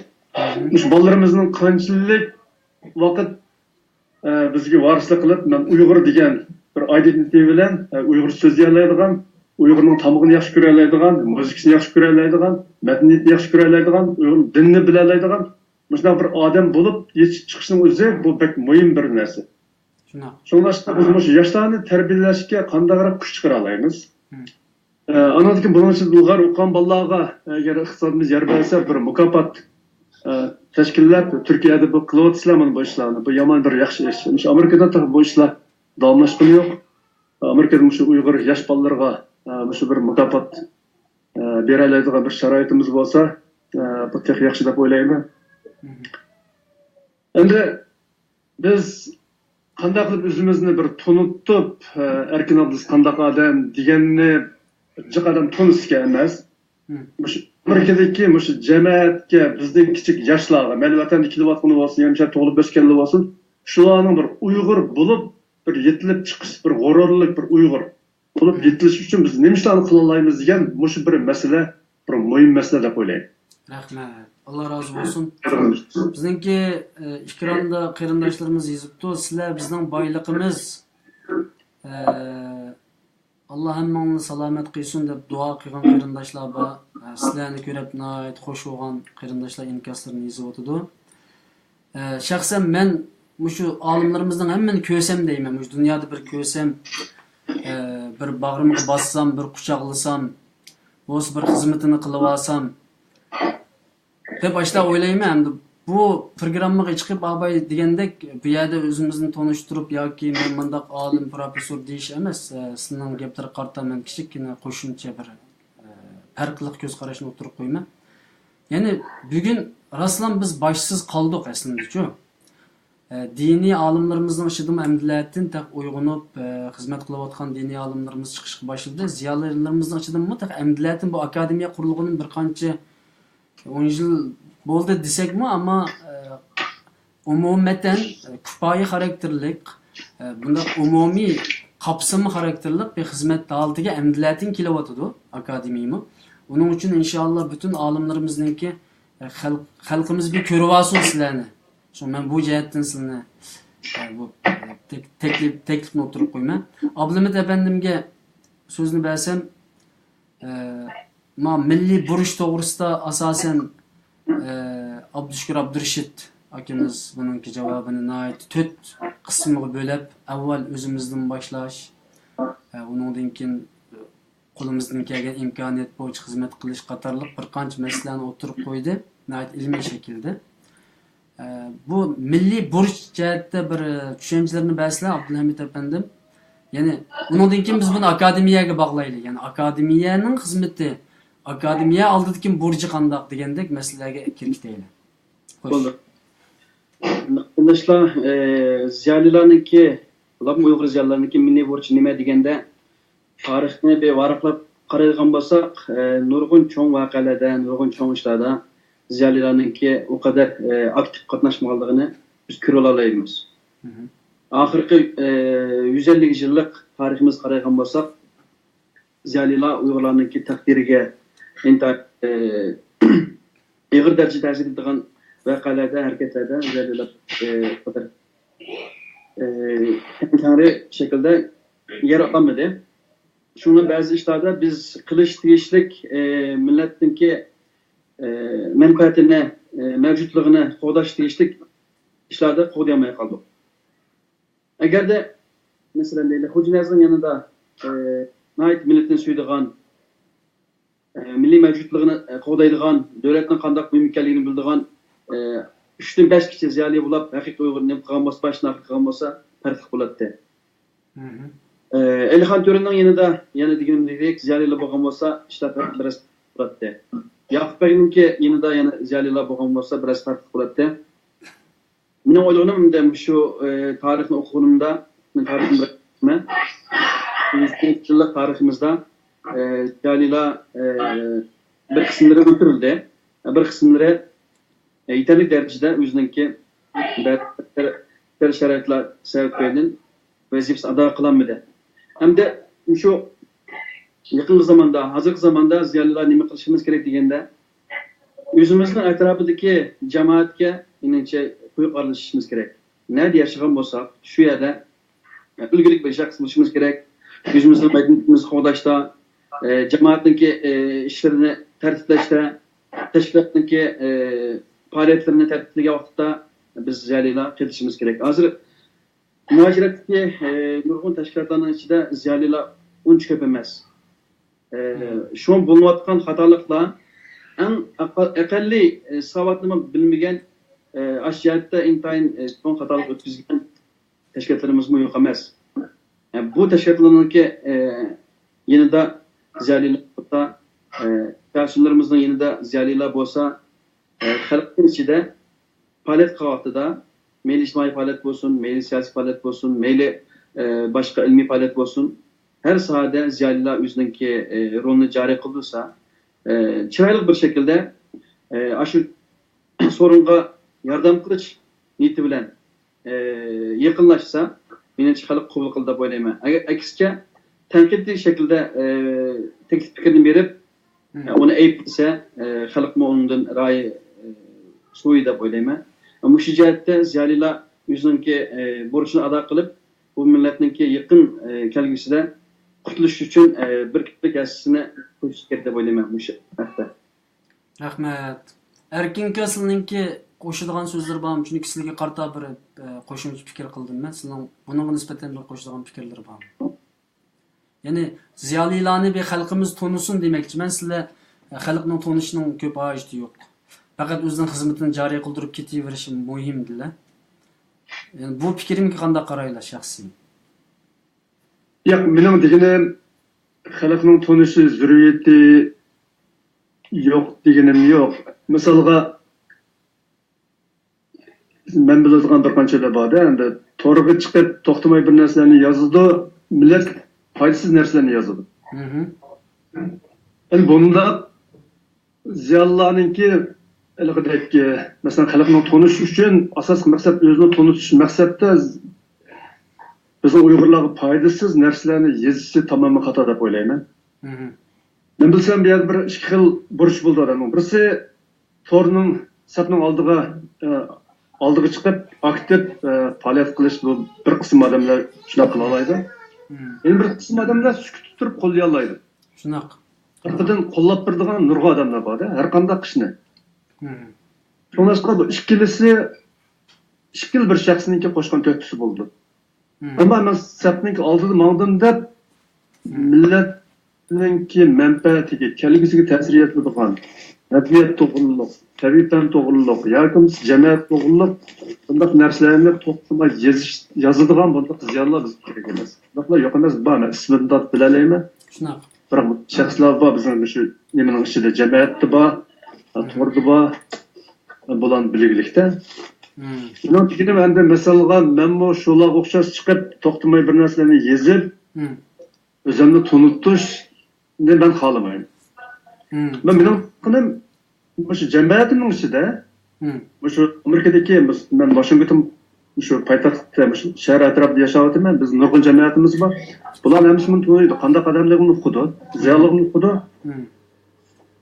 Shu o'zining jamiyatimizga qanchalik bir ishlarni qila olamiz, bir faoliyatlarga aktiv qatnasha olamiz, iqtisodiyotni qo'llay olamiz. Hatto men deganim yoshlarni bunga qanday yetaklab boramiz degandek, men bu jihatda to'p qo'shish zarur deb o'ylayman.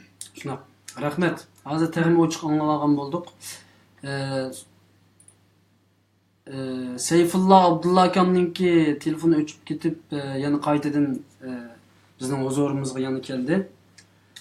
Sayfullah akamga men so'zni bersam, balkim buning oldida qilishgan so'zlar asos jihatdan ziyolilar degan nima degan masalada biroz qisqacha to'xtaldik. Undan keyin milliy burchlarimiz, ziyolilar nima ish qilish kerak degan masalalarda to'xtalgan bo'ldik. Buning nisbatan sizlarning fikrlari bo'lsa ilib, undan keyin hemen vaqtimizni bir beryotdi. Mush akademiya ve akademiyanınki xizmetlari, bunun roli, ahamiyeti qatorliq masalalarga kirib ketamiz. Şuna Sayfullah aka o'zlari shu ziyolilarning burchlari to'g'risida yana qo'shimcha fikrlari, so'zlari bo'lsa sizlardan anglab boqaylik. Yuqorida men aytib o'tdim. Endi bular qo'shimcha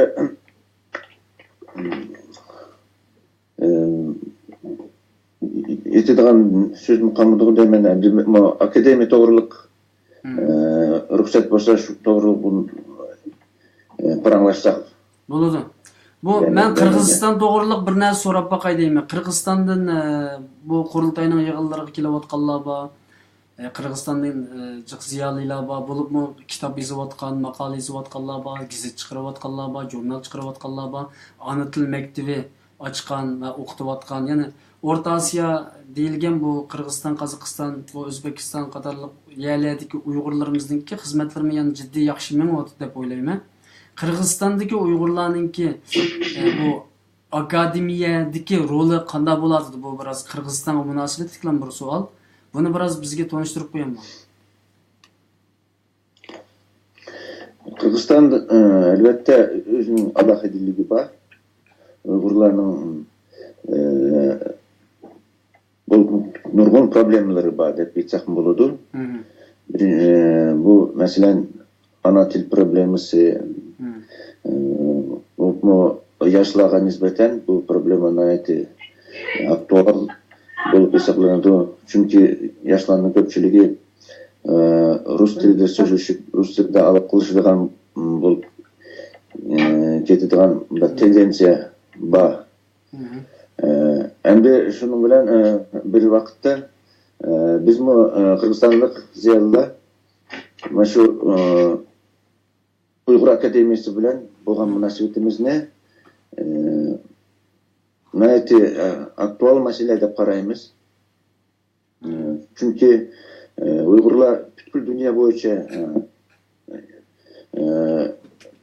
chechilgan bir millatdir.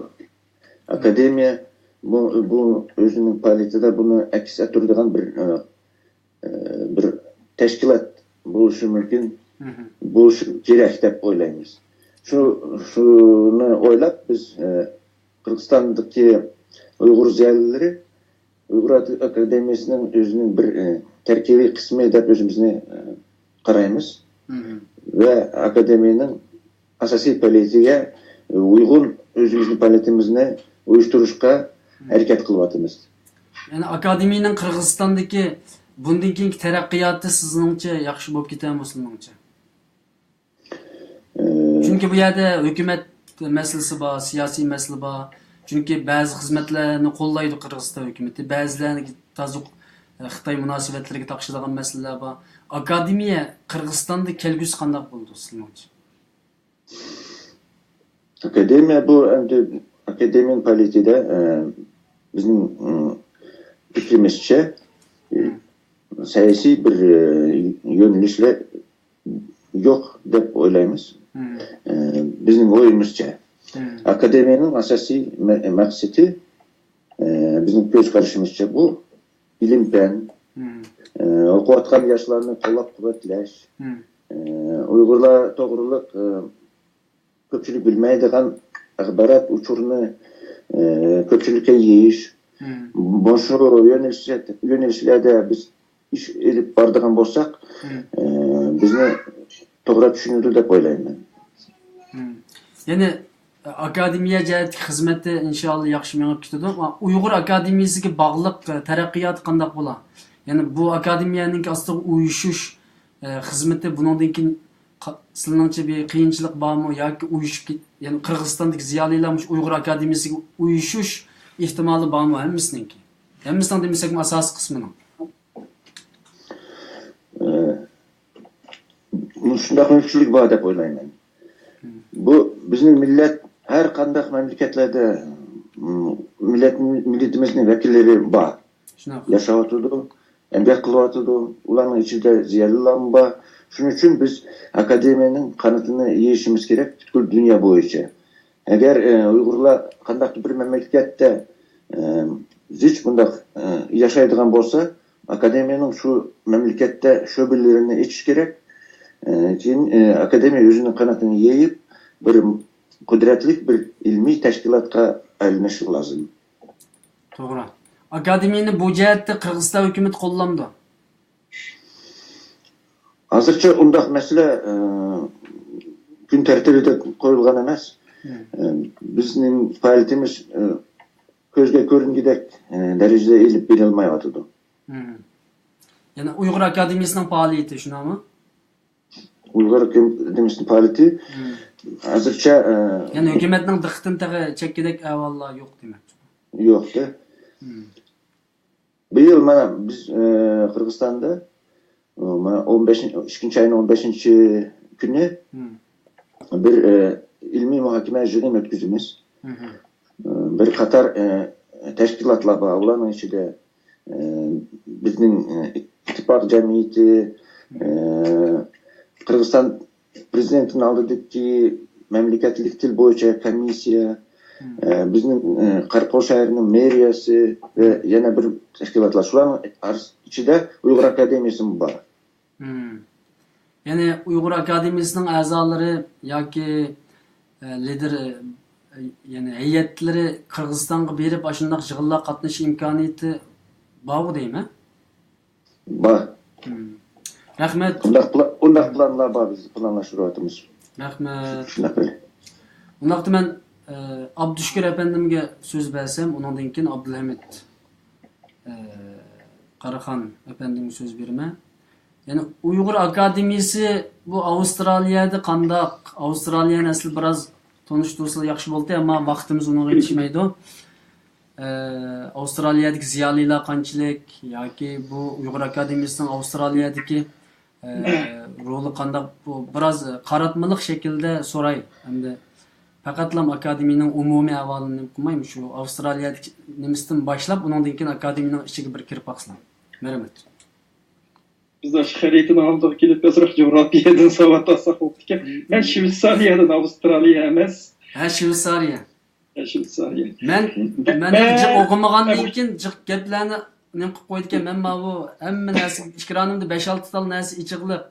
Sizlarninki nimanglar, mau programmaning nimalari? Şoň qattiq qabulmaysizlar. Xo'sh. Ben bu Şveysariýaga ýötkülüşden burun akademiýa togrulyk azrak bir özümdenki bir pikirimni bildirip ötey. Abay Abdulhamid dep ötkenge okşaş akademiýa 2009-yılı kuruldy. Hazır 9 yıllık tarihiga ýa. Akademiýa hem biz Uygurlarninki meyli ijtimai teşkilatı bolsun, meyli siyasi teşkilat bolsun, meyli dini teşkilatlar bolsun, bizde teşkilatlar yeterlik. Ama akademiýa bularning içinde biz bir özgüçü bir teşkilat emdi. Akademiýa siyasi teşkilat emas, akademiýa bir dini teşkilat emas, akademiýa bir ilmi teşkilatdır. Şaş ziyalilarni bir yerge cem qilib, özünün rolini yaxshi jariy qilib kelayotgan bir teşkilat. Meyli mesela yılda ötküzilayotgan ana til hatırlaş günü bolsun, meyli tarihte ötken meşhurlarımızны hatırlaş günü bolsun. Özüne ait yaxshi rolini jariy qildirib, bizning milliy madaniyatimizni qo'g'dash, o'zimizning kimligini qayta esletish degandeklarda özümüzün ait yaxshi xizmatini ötep kelyapti. Şundaqlam Türkiýeге kelgen ýeňi okuwçylarga okuş kursu içip berdigan, okuş mukafaty tesis qilib qiyinçylygy bolgan ýa yaxshi okuganlarga ragbatlantiriş berdigan işlarni ait yaxshi vaýyga ýetkizip kelyapdy. Biz akademiýanyň hyzmatinden ait razy. Ýeňi bolawatgan işler hazır halkara yüzünü tuncu qatam Drexel Üniversitetinde bu yıl bir halkaralyk şygyny uýuşturdan ait muwaffakyat geçildi bu ýygyma. Biz hyzmatlaryny muaýanlaşdyrýan bir wagtda akademiýadan kütüdigan bizniki nurgun arzularymız bar. Mesela akademiýa bir çoğun bir organ bolgan eken, bir mustaqil bir organ bolgan eken, onunki özüge güçlük bir hizmet kıladigan mesela muqim işxanalary, muqim işleydigan, maaş alyp işleydigan adamlary bolsa, onundan keyin hazır jurnal çıkışının gibi boldy, muzakir kılıp ötdük bunu WhatsApp gruplarında. Mesela bir ilmi jurnal çıkışlarında turýardy. Bolsa, meniki arzuýum hem de tabii ben ijtimai pende postehimi mükemmel kılıp yalnız ijtimai pengil merkezleşip kalmay. Bolsa, onun keyinden bir fondi cemiyetlerini tesis kılıp mesela bir tedqiqat türlerini asıl kılıp bolsa muş halkaralyk hemkarlyk tedqiqat türleri mesela menodum ideýalar bar. Biz nime iş kıla alaýmyz muş akademiýa bilen birleşip diýendikilik. Mesela muşundaq bir işlerni kısa akademiýa nurgun işlerni kıla alaýdy, nurgun potensial bar mesela akademiýanyň kıladigan. Biz muş akademiýa eger muşundaq bir hyzmatlarga plan tüzse, biz ýakynda hemkarlykdy ýakyn turup ýardam kılıp çuqum kamalat yetkizibimiz dep garaýmyz. Bu meniki akademiýadan kütüdigan arzuýum. Tehime çoğun işlerni kıldı. Şveysariýada akademik küçlermi demdik? Akademik bilim adamları hili köpmü? Emdi abay biz dep ötdük mesela ziyali diýendek. Emdi eger ziyali mesela diplomy bar, mesela adamlaryň hemini ziyali diýdigan iş bolsa, Şveysariýada ziyaliler köp. Mesela asasen bakalawryny ýokary unwan algan adamda köp. Emma akademiýlik hizmetler bilen şugulanyp ýa-ki bolmasa akademiýaga ýakyn turup kılywatgan adamlar asasy ýok. Emdi toğra kollaydı ama ak taraftan kollagan bilen aktif bir faaliýetlerini kılıp ýa-ki bolmasa akademiýanyňki faaliýetlerine aktif gatnaşyp kılywatgan adamlar asasy ýok. Emdi Ýewropanyňki ähwaly emdi Hüseyin Slimowdan bilinýär, emdi biraz murakkabrak, emdi mesela Amerika tutuşduganda. Ziyalilerimizdeki köpünçilleri mesela asasen Amerika'ya merkezleşken hem de Avrupa'da zişlik cihette tavuktan Amerika'daki yukarı emas. Onda bolgandyken hem de her bir döwletde ayrım bir akademiýanyňki tarmagyny kılıç imkaniyeti yok ama Abdulhamidlarninki bir ideýalary bar, hem de mesela Ýewropa boýunça bir akademiýanyňki bir tarmagyny kurup çykdygan bir nimelerni planlaryny kılıp WhatsApp gruplarını kılıp kıygan ama faaliýeti emas, kızgınlyk bar. Endi elki nima deymiz? Hizmetlerini elki tertipke kirgizgen wagtda endi belki bek aldy tutmamız gerek Ýewropanyň bir tarmagyny kılıç. Bu bir Amerika tarmagyny eçip Gollandiýaga kurup kalsaňlar men kızgın kollap kuvvetleyim yani Gollandiýada. Menimçe hizmet tertibide bar bu Ýewropada bir akademiýanyň terkibini kılıç. Şveysariýanyň özünde imkaniyet yok ama bizde unçilik köp ziyalimi yok bir ýerde. Endi biz ayrım bir terkibini kuramaymiz ama Avrupa'daki bir tarmaqı bola alaymiz. Siz abay sözünüzde bu bir ilmi teşkilat dediniz. Ben şahsen bu dini, ilmi, milli degan so'zni ağrı o'tishni qat'iy yaxshi ko'rmayman. Bu mening shaxsiy fikrim. Masalan, men bir din o'qigan kishi bizning dinimizda akademik, millilik, ilmiylik hamma narsa bor deb qarayman. Bu mening shaxsiy ilmimga asosan deyotgan bir so'zim. Masalan, mendek bir din o'qigan kishi sizning deganingiz bo'yicha akademiyaga kirolmaydi degan gap chiqamdi buni. Ya hata düşünüş болып қалмасын. Hem bir yerde bizde tabi pende okuyan ziyalilerimiz var, dini sahada okuyan ziyalilerimiz var. Doğru pende okuyanlarını biz doktor, profesör dep aradık. Bizdeki şu karim ya ki ahunum diyenlerimi hem de menimce şu Katar'da turduğum bir unvan dep qarayma. Menin ki eğer gibim hata düşünüş falan olsa özür sorayım. Ben din ya ki pen dep ayrımıdır bir yerde. Fakat ilmilikini de vatım bir yerde. Tamam. Rahmet. Çünkü men to'g'ri tushunib kelyapman, ammo bizningki ko'rurmanlarimizning soni bir qadar ko'p bo'layotdi. Bular xato tushunolmasin deb ochiqlik keltiryapmiz. Chunki ba'zi pen bilen dinni bu yerda men ayırıp etmedim. Umum bir ilim. Dini ilim bir ilim, penni ilim bir ilim. Bizde şu ayrış nayeti iğir bop geldi. Penni ziyali, dini ziyali dep bir-birimizni ayırıp bir-birimizga bo'lgan gumani ko'z qarashda bo'lib kelgan ishlar menimcha endi xotim berilishi kerak. Men uni ayirmadim bu yerga kelgan vaqtda. Rahmat. Undaqda men so'zni Abdulhamid efendimga berman, so'zningki akademiya to'g'risida bizga nim bersa. Men so'zni bundaq bir so'z bilan boshlay deb o'ylayapman. Abdushukur Abdurashid efendim dedi ki bu bir ilmiy tashkilot deb.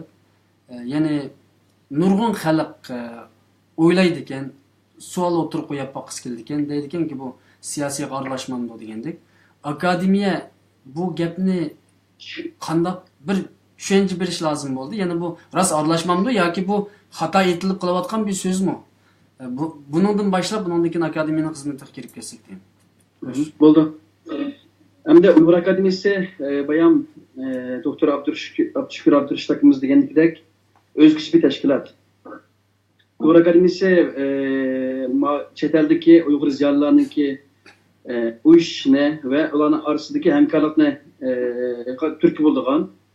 Hani ilm-fan orqali Uyg'ur milliy ruhini uyg'otgan va Uyg'ur milliy kimligini saqlab qolishdan birga Uyg'urlar eng ehtiyojli sohalarda iqtisodiy xodimlarni yetishtiradigan bir tashkilot. Bu bizning maqsad qilingan bir tashkilot. Endi har Uyg'ur jamiyati her sahada kuchlangan vaqtda kuchli bir jamiyat bo'ldi. Masalan, siyosiy sahada oldingi planga chiqib xizmat qilgan tashkilotlarimiz bor. Ondan keyin boshqa sahalarda xizmat qilgan tashkilotlarimiz bor. Biz her sahada kuchlansak, bir butun Uyg'ur millati kuchli deb o'ylayman. Çünkü biz o'xshash ishni qilib, bir-birimizdan non talashgandan ko'ra, farklı sahalarda yüzümüzün uğruna cari kıldıysak bu mümkündür. Mesela biz değil başka Uygurlar bütün mesele Uygurlar'ınki milli menfaatli kovdaş ve milli mevcutluğuna kovdaş ve Uygurlar'ın terakki kılışına kolluk geltirir. Bu en mühim. Muşu sahada kısaltılgan bütün teşkilat, şahıs, yakımızı cemiyetlerden boğan münasebette yani akademiye hemkarlıkını aldık falan orun koyup geldi. Bu cihette biz hitap kıldıgan okuvchilar bo'lsin, jarilar bo'lsin, tadqiqotchilar bo'lsin, ularningki o'y xiyoliga asosan harakat qilamiz. Biz agarda farqli shaklda boshqa tashkilot jamiyatlarimizdan o'xshash harakat qilsak, bizningki bir o'zgarishimiz qolmaydi deb o'ylayman. Amniyatda biz Uyg'urlarning milliy manfaatini chiqish qilgan ekanmiz. Boshqalar nima desin, ya'ni boshqa dushmanlarning ko'z qarashida o'xshashdan başka ülkelerde o'xshash ko'z qarashga qarlik yotadi. Yani bunu inkar qilmaymiz. Ya'ni buningda bu Xitoyninki asosiy qilayotgan hujumlar oz emas. O'tgan qitimda sizlar deb o'tib ketdilar. Akademiya qurilgandan keyin Xitoyning bo'sh qo'ymida nurg'un fitna fasodlarni o'tirib chiqdi. Avval Xitoy fitna fasoddan hujum qildi. Chunki boshqa hujum qilish usuli yo'q. Xitoyninki chet elda bir shaxsni bir tutib ketadigan va yoki Ama yakından beri özünün küçüğü avup gidip bir qancha tutup gidildiği işler boğan takdirde ama aldırıp kol saldırgan başka bir vasıtları yok. Fakat şu Fitne Pasat takıtıp akademiyi bilen mağrip sahasındaki yani mağrip ismindeki teşkilatlar oturusida veya ki başka dünyadaki siyasi teşkilatlar oturusida nurgun Fitne Pasat çıkargan evallar mı var hem bunun da ben qarasam aslında bu teşkilat başlıklarının içinde hiç qandaq asasiyatin nimi yokken, ziddiyet yokken. Çünkü ben bütün teşkilatның başlıkları ile asası görüşüyapmiz. Hiçbir zaman bir teşkilatның reisi, meyli Uyghur Kurultayı olsun, meyli akademiyi olsun, meyli sürgün hükümet olsun, meyli başka mağrip teşkilatları olsun, meyli dini teşkilatlar olsun. Ma teşkilat manda hata ya manda degендek ben sözünü ben şahsen anlap bakmadım. Demek bu cemiyet yamıravatkan gep sözler Fitne Pasatlarınki şu Xitayning qo'l orqali o'tirg'a chiqayotganligini ko'ryapman.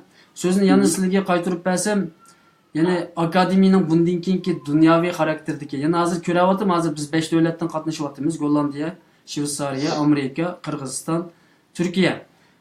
Bo'lapmi Qirg'izistondan professor doktor Sayfullah Abdulla akamizningki qatnashi meni bek xo'sh qildi. Nima uchun deganda O'rta Osiyo masalasi bu 1-2 milyon Uyg'ur bor deb bilamiz bugungacha. Bunda faaliyetler qatnashishi, u yerda bir uyg'onishning bo'lishi boshqa chet ellardagi 100 minglarcha yoki 50 minglarcha Uyg'urlarga qaraganda nihoyat cho'ng bo'ladi. Bo'lapmi akademiyaninki Qirg'iziston bo'lsin, mayli Qozog'iston bo'lsin, O'rta Osiyoda bir uyg'onib ketishi yoki taraqqiy qilishi bu nihoyat cho'ng bir kuch beradi deb o'ylayman akademiyaga nisbatan. Bu dunyo xarakterida akademiya qanday bir planlarni qilyotdi bu. Bundan keyingi ishga kelayli. Bu to'g'riliq biroz nim qilsam, uningdan keyin so'zni men Erkin akamizga beraman. Bo'ldi. Endi sizning savolingizni javob bergach, men Abdushukur akamning savolig'iga javob bersam, Xo'sh. Uyghur Akademiyasi bu yil 8-oyninki 19-kundan 8-oyninki 25-kungacha bo'lgan bir hafta vaqtda Qurbon hayitdan foydalanib, dunyoning qaysi joylaridagi Uyg'ur zalillardan bir haftalik bir akademiya kengashini o'tkazmoqchi. Bu kengashdan keyin Uyg'ur Akademiyasininki xarakterida qurilmasida nurg'un o'zgarishlar bo'ldi bundan keyin. Yani Uyg'ur Akademiyasi yalnız Türkiye'deki tashkilot emas, Amerikaga, Yevropa, O'rta Osiyo, Yaponiya, undan keyin Avstraliya qatorli davlatlarga kengaygan. Qaysi davlatlarda kichik guruhlardan shakllanib, shu bir şekilde qurilgan bir narsaga aylandi. Bundan keyin Uyg'ur Akademiyasininki qilmoqchi bo'lgan faoliyatlarida har qaysi davlatlardagi ziyolilar bilan tenglashgan asosda o'rtaq harakat qilmoqchi. Bu birinchisi. Ikkinchisi, Uyg'ur Akademiyasida bugun 5-kun bo'libdi. 5 kun burun biz bir qobiliyatli bir ayolni ishga oldik. Bütün kun ishlaygan. Akademiyasida 4-5 yilni yaqin ishxonamiz bor. İstanbul merkezi Çapa rayonunda işxonamiz var. Biz 9 işxonamizni saqlab qoldik. Ama ishlarga aydınımız kemchildi. İqtisodiy qiyinchilik boshqa sabab bo'ldi. 5 kun bo'ldi. Bir qizlarni, bir ayolni biz o'sha katiblikqa ishga elib, Uyg'ur Akademiyasininki kunlik ishlarini bajardiganga, butun kunlik ishlayganga deyishdik. Buningki maoshini har qaysi davlatlardagi bizni qo'llovchi Uyg'ur doktorlari, tadqiqotchilari va a'zolarimizninki bedel puli bilan bu kishininki maoshini to'lamoqchi. Bu bir xo'sh xabar. Buni 2 kunlik ishda biz meniki navbat kunlikda Istanbuldagi va Turkiyadagi Uyg'urlarga qilib beradigan ishlari haqida bir e'lon qilmoqchidik. Ash vaqtida qilmoqchidik. Abdushukur akam bunu dedi çünkü bugün ben İstanbul dedim. 2 saat burun qaytib keldim Ankara'ga. Akademiyadagi qarindoshlarla birga bu katibimizninki vazifalarini, ishlarini yaqin kelgusida qilmoqchi bo'lgan ishlarimizni deyishib kirib keldim. Bu bir biz uchun xo'sh xabar deb o'ylayman. Albatta xo'sh xabar. Katibimizniki şeyda ishlashi nurg'un yükimizni yengillatdi. Çünkü 8 saat hep kişide 5 gün şeyde muhim işleydi o. Bu kısalar Uygurçası, Türkçesi, mükemmelken, yasashga qobiliyati nihoyat yuqoriken, shunday sharoitdan da nurg'a ishlarni qilaolamiz deb o'ylayman. Bu uchinchisi, hamda har qaysi davlatlardagi Uyg'ur doktorlari, magistrlari millat uchun xizmat qiladigan ziyolilar shu 2018-yili chiqib ketguncha bir tunishib chiqsak degan bir nimamiz bor, planimiz bor. Buni tabiiyki Türkiye turib qilolmaymiz bu ishni. Har qaysi davlatlardagi bizningki vakillarimiz, akademiklarimiz ve qo'llovchi a'zolarimiz orqali qilmoqchi. Bu üçüncü bir qilmoqchi bo'lgan ishimiz. To'rtinchi qilmoqchi bo'lgan ishimiz dastlabda shu Uyg'ur akademiyasida jurnallar shaklida jurnal chiqarib, hamda har yil qilayotgan ilmiy faoliyatlarimizdagi maqolalarni jurnalda besib chiqarib, har qaysi davlatlardagi ziyolilarniki, Uyg'urlarniki foydalanishga sunmoqchi. Bu 5-chi qilmoqchi bo'lgan ishimiz. 6-si yalnız Türkiye'de emas, bundan keyingi ilmiy faoliyatlarni, mayli ijtimoiy fan sohasida bo'lsin, mayli tarix fan sohasida bo'lsin, o'qishimli davlatlarda, shu davlatlardagi universitetlar, tadqiqot markazlari bilan hamkorlashib turib, biz tashkillagan guruhlardagi tadqiqotchilarimiz, akademiklarimiz akademiyaning nomida shu yerda ilmiy faoliyatlarni ko'paytirdi. Bu yana bir qilmoqchi bo'lgan ishimiz. Hamda ondan başqa biz bundan burun qilayotgan, mesela o'quvchilarga bo'lgan iqtisodiy yordam, o'quvchi bolalarning maktabda kirishiga yordam qilish, undan keyin tarix shaxslarimizni xotirlash ilmiy muhokama yig'inlari, ona tilini xotirlash ilmiy muhokama yig'inlari va boshqa Uyg'ur madaniyatini saqlab qolish yig'inlarimiz yana davom qiladi. Hozircha planimiz shu, qolgan narsalarni inchiklib butun xalqlarga aşkarlab devitishmi to'g'ri to'g'ri emas. Buni Alloh nasib qilsa 8-dan 19-soatdan 8-dan 25-soatgacha bo'lgan bir haftalik akademiya kengashida, akademiyaningki saylimida bütün tadqiqotchilarimiz bilan akademiyaningki a'zolari bilan buni kengashib bekitmoqchi. Hamda Alloh nasib qilsa 8-dan 25-soatdan keyin akademiya o'tirib chiqadi deb o'ylayman. Rahmat. Bizningki ko'rurmanlarimiz yizyapti. Alloh rozi bo'lsin sizlardan, xizmatinglardan yaxshi rozi bo'lsin deydi. Sizlarning xizmatinglarga utuq tilaymiz deb ko'rurmanlar inkos yizyapti. Men nəhayət xursand bo'ldim. Bu bizning bir hemşirimizni ish qog'ininglarga biri uning ish nimasi, ya'ni ish o'rinlashish nimasi yaratib berilibdi insonning shaxsiyati uchun. Türkiye'de bir iş kuruluşunun özün bir hayat mücadelesi hesaplandı. İkincisi bu özümüzün kırındışı, onun maaşı bizninki özümüzün koskuyla okşaş. Baş kırındışımızın koskuysa, yaxşı hizmet kıysa, biz aş kırındışımız şu, onun için inşallah dünyadaki barlıq kırındaşlar sizlerini bu cihette destekleyip de oylayma. İkinci bir teklifim size Avrupa'daki doktor, profesör, alimlar bilen tanışıp çıkımız, bu 2018'in ayaqıcı devatsizlar. Avval sizlar bir tanışıp çıksanlar, doktorlar, alimlar, ondaki halkımız sizlerine bizden ikramımız orqali bir tanısın deb o'ylayman, o teklifni beraman.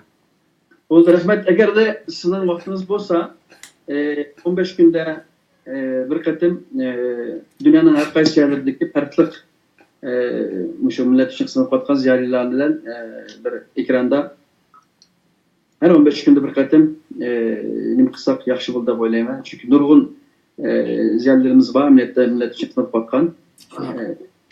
Bu meni bir taklifim. İkincisi siz bizning katibimiz ikki bolaning onasi ekan. Xo'sh. Yo'ldoshi vatanda hozir pasportini evagan bo'lg'achqa chiqib ailasi farqlangan bir aile. Allohdan millatini suydigan qo'l qalam tutadigan samimiy bir ayol ekan. Shunaqa. Bu qobiliyatli bir ayolniki qiynab qilishga bizning ko'zimiz, qalbimiz unga chidamadi. Hem o'zining ailasi uchun, hem millat uchun yaxshi bir xizmat qildi deb menda tilakimiz bor. Bo'ladi inşallah bunun da biz her birimiz destekçi bo'lishimiz bizning ustimizga bir vacib bo'layotgandek bir xizmat. Masalan, men o'ylayman, yilg'o bu bir singlimizga maosh berishgan, butun dunyoda yashayotgan har qanday bir Uyg'ur cho'qim o'zining yerdagi ma'lum bir tashkilotga bog'lanib, cho'qim shunga bedel to'lash kerak, bedel puli o'tish kerak deb o'ylayman.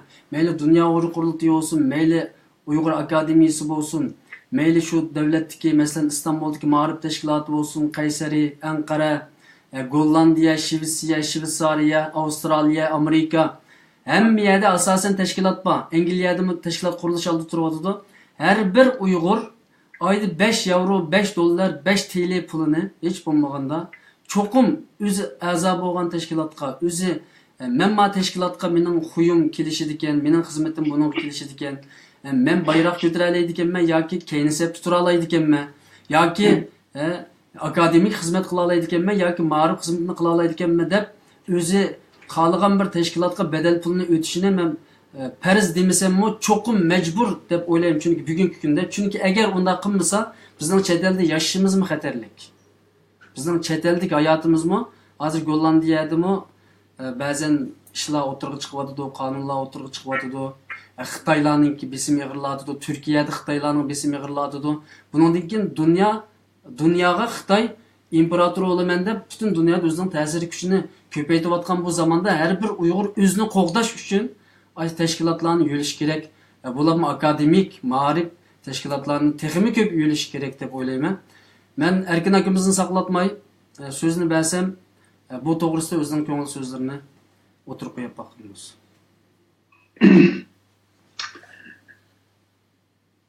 Endi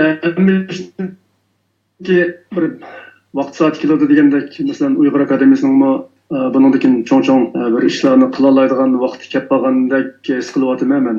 Bugungi bizning conversationdan bir xil e'lon bor. Shunaqa. Bo'libmi Uyg'ur akademiyasi necha yildan beri bir har qaysi a'zolari Abdulhamid boshchiligida o'zininki kundalik xizmatini qilib, turmushni qamdaganning sirtiga Uyg'ur akademiyasining xizmatini qo'shimcha qilib 9 yil davomlashtirib natijalarga erishdi. Endi oxir bir to'liq kun ishlaydigan bir kotib mash beroladigan bir sharoitga keldik. Men buningdan da xo'sh. Endi 2018-yili shu bugun bir safarbarlik bir uchrashuv bo'ldi, yaxshi paranglashib oldik. Endi mening bilishimcha shu Uyg'ur akademiyasi nonki ostida bir Amerikada bir sho'bisini qurilganligini Chicagoning oldida bir to'qson bilan bir kichikroq bir yig'ilish qilgan, maslahatlashgan, undan keyin uchrashuv bo'lamadi. Endi Patarda yana bir yig'ilib, undan keyin konkret nima ishlarni qila olamiz. Oldi bilan shu Uyg'ur akademiyasini qo'llaydigan bir ziyolilarni atrofimizga yig'ib, ularning tizimligini olib, undan keyin bir bedel puli beradigan Turkiyadagi Uyg'ur akademiyasining ishxonasining kunlik xizmatini qo'llaydigan bu bir bizning birinchi qila oladigan burchimiz deb o'ylayman. Qiziqchi ishlar. Undan keyin shu asosda Uyg'ur akademiyasining qo'l ostida Amerikada bir sho'bisi bo'lish suhbatimiz bilan bir ishlarni bir tartibga selib, planlarni tuzib, qanday ishlarni qila olamiz. O'z bilan kichik o'zimiz qila oladigan ishlardan boshlash kerak. Shu asosda undan keyin shu degandek uchrashishlar ishkatdimi emasmi, sizlar oyda bir qatim bo'lsa muvofiqmi deb o'ylayman. Mayli qaysi davlatda bo'layli, Amerikada bizning sharoitimiz aslida yaxshi bo'lishi kerak. Shundaqmi Uyg'ur akademiyasi degilik bo'lsin yoki Uyg'ur Amerika birlashmasi bo'lsin, qandaqli bir faoliyat bo'lsa, bundan hurkiydigan, shuni qo'llamaydigan nurg'un insonlarmi bor. Qo'llag'isi bor, qo'llayolmaydi. Shu Uyg'ur akademiyasi endi shuning birisi. Qo'llag'isi bor, qo'llayolmaydi degan gaplar qanday gap endi bu? Qo'llag'isi bor, qo'llayolmaydi emas, menimcha buni bir tushuntirib qo'ysizlar. Nemish qo'llayolmaydi yani? Har qanday bir Uyg'ur endi mayli qanday davlatda yashasin, Uyg'ur bo'lish bir sifati bilan nurg'un ishlarni qilish kerak. Oldi bilan o'zimizningki millatini o'ylash kerak, yoshlarni o'ylash kerak. Hozir ham akademik saviyada qila oladigan nurg'un ishlar bor, bularni qilish kerak. Shundaqmi, biz Uyg'ur akademiyasi bizda qurilgan 9 yil bo'ldi deb Mening bir xabarim bor, Uyg'ur akademiyasi Turkiyada faoliyat. Ben yakın o'tgan bir qancha do'stlarimiz yilda bir qatim Turkiyaga berib faoliyatga qatnashib keldi. Shularningki ta'sirida men 2006da berib Turkiyaga birinchi qatim berib faoliyatga qatnashdim. Abdulla Hamet bilan mushab tanishdik.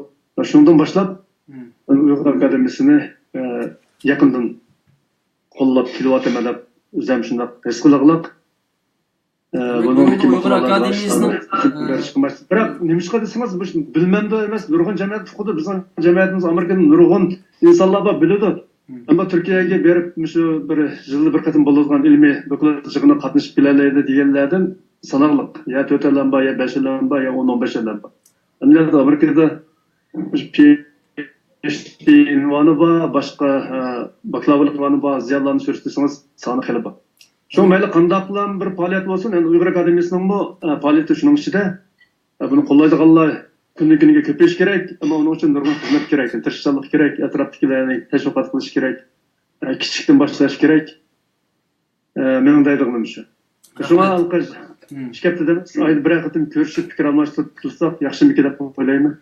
Shunaq bu bizning ikkironimiz dunyodagi butun tashkilotlarni o'rtaq shaklda o'tirg'i chiqib xalq bilan kurashtirishni maqsad qilgan bir ikkiron va bu yo'l ko'zitish xarakterdagi ilmni tarqitishni maqsad qilgan bir ikkiron bo'lganligi uchun inshaalloh mush programmani biz 15 kundan beri nim bilan deyishyapmiz. Abdulhamid Qarxon apandim bilan deyishib bugun nayt test ro'yobga chiqib hammamiz asosan xizmatlarimizdan ruxsat so'rab bu qilib bek testi bu yer keldik. Shu 15 kunda bu ishga qo'llanmasligimiz mumkin. Ammo men hisoblab baktım, o'tgan Abdulhamid apandim degan 500 dan ortiq doktorimiz bor debdi. Hisoblasam 500 doktorni xalqqa ko'rsatish uchun faqat chiroyini ko'rsatib qo'yish uchun 1,5 yil vaqt ketdi ekan. İnşallah 1,5 yil ichida bizning doktorlarimizning bir qatim yuzini ko'rishga inshaalloh Alloh nasib qilsin. Ular o'lib ketishdan burun ko'rib olayli. O'lib ketgandan keyin palaniyat bir doktor bordi, professor bordi, bu qanday odam deb rasmini topolmay. U odamga duomi qilmay, u odam boshqa ketib qilib cennet kişiymeye başka yerde kılıp o vakti kıyamet günü özümüzün bunun hesapkar olup kalımız. Biz doktorlarımızla alimlerimizin tonaylı ki bular dua kılaylı, bularını körü olaylı yüzüne olsun. Rahmet. Amerika bir dünyanın bir şey hem de. Yani hesapta bunda degenim hata düşünüş bulmuşsun. Bir terakkiyat, iktizat, siyasi, kural, erciyat. O yerde terakki kılmağa iş. Başka yerde bunu kılmaydı. Türkiye'de terakki kılışıdaki işlerinin birisi Türkiye'de Uygurlar köp. Türk hükümeti mi Uygurlarga yardım kılıvatıdı. Ama biz aktif işlesek Avrupa bilen Amerika, Şveysariya mesela başka Orta Asya devletleri mi bizge aktif yardım kılıdı. Çünkü Xitay'ınki özünü jutuvilişine hiç kanda devlet kalamaydı dünyada. Onun için biz Xitay'nın karşısındaki dünyada birden bir güç, meyli akademik olaylı, meyli kural olaylı, meyli siyasi mağarip teşkilatı olaylı. Bizden başka güç yok. Fakat biz pek mühim bir güç. Yani eğer biz bulmagan olsak dünya bizdeki adamını yasap çıkarttı. Ama biz dünya bundan hatırlayacağım. Onun için hazırca Xitay'a mıda saklap karab duruyordu. Emniyette biz pek mühim dünya için, bütün devletler için. Onun için biz aktif hizmetli kıysak Allah halisa emmi devleti çokum meyli akademiye olsun, meyli başka teşkilatlar olsun, yaxşı bir nemge erişeleyimiz deb qarayman. Hazır profesör doktor Seyfullah akimizni bek charchatdim, hazır ko'rib turyapman. Hazır soat 1 bo'lib qoldi Qirg'izistonda meningcha. To'g'ri hisoblagan bo'lsam, haqiqatan charchatyapmiz. Seyfullah akimizning so'zini anglasak, yani bu akademiya ninki kelgusi Orta Asya'da, Kırgızistan, Kazakstanlarda bir baza tapalamdı, yani deymen ki bir terakki kılalamdı, bu cihet yana bir. Endi sizlerinin bir planınla var mı? Ya ki sizin bir planınız var mı Seyfullah ki? Elbette akademiyanın geleceği var. Parlak geleceği var deb o'ylayman. Bizning bayqashimizcha Kırgızistan'da bulup mu Kazakistan'da şu ilmi köpçülüğünün arasında sezilerlik bir uyg'unish bayqalmakta. Bizning planlarımız var. Mesela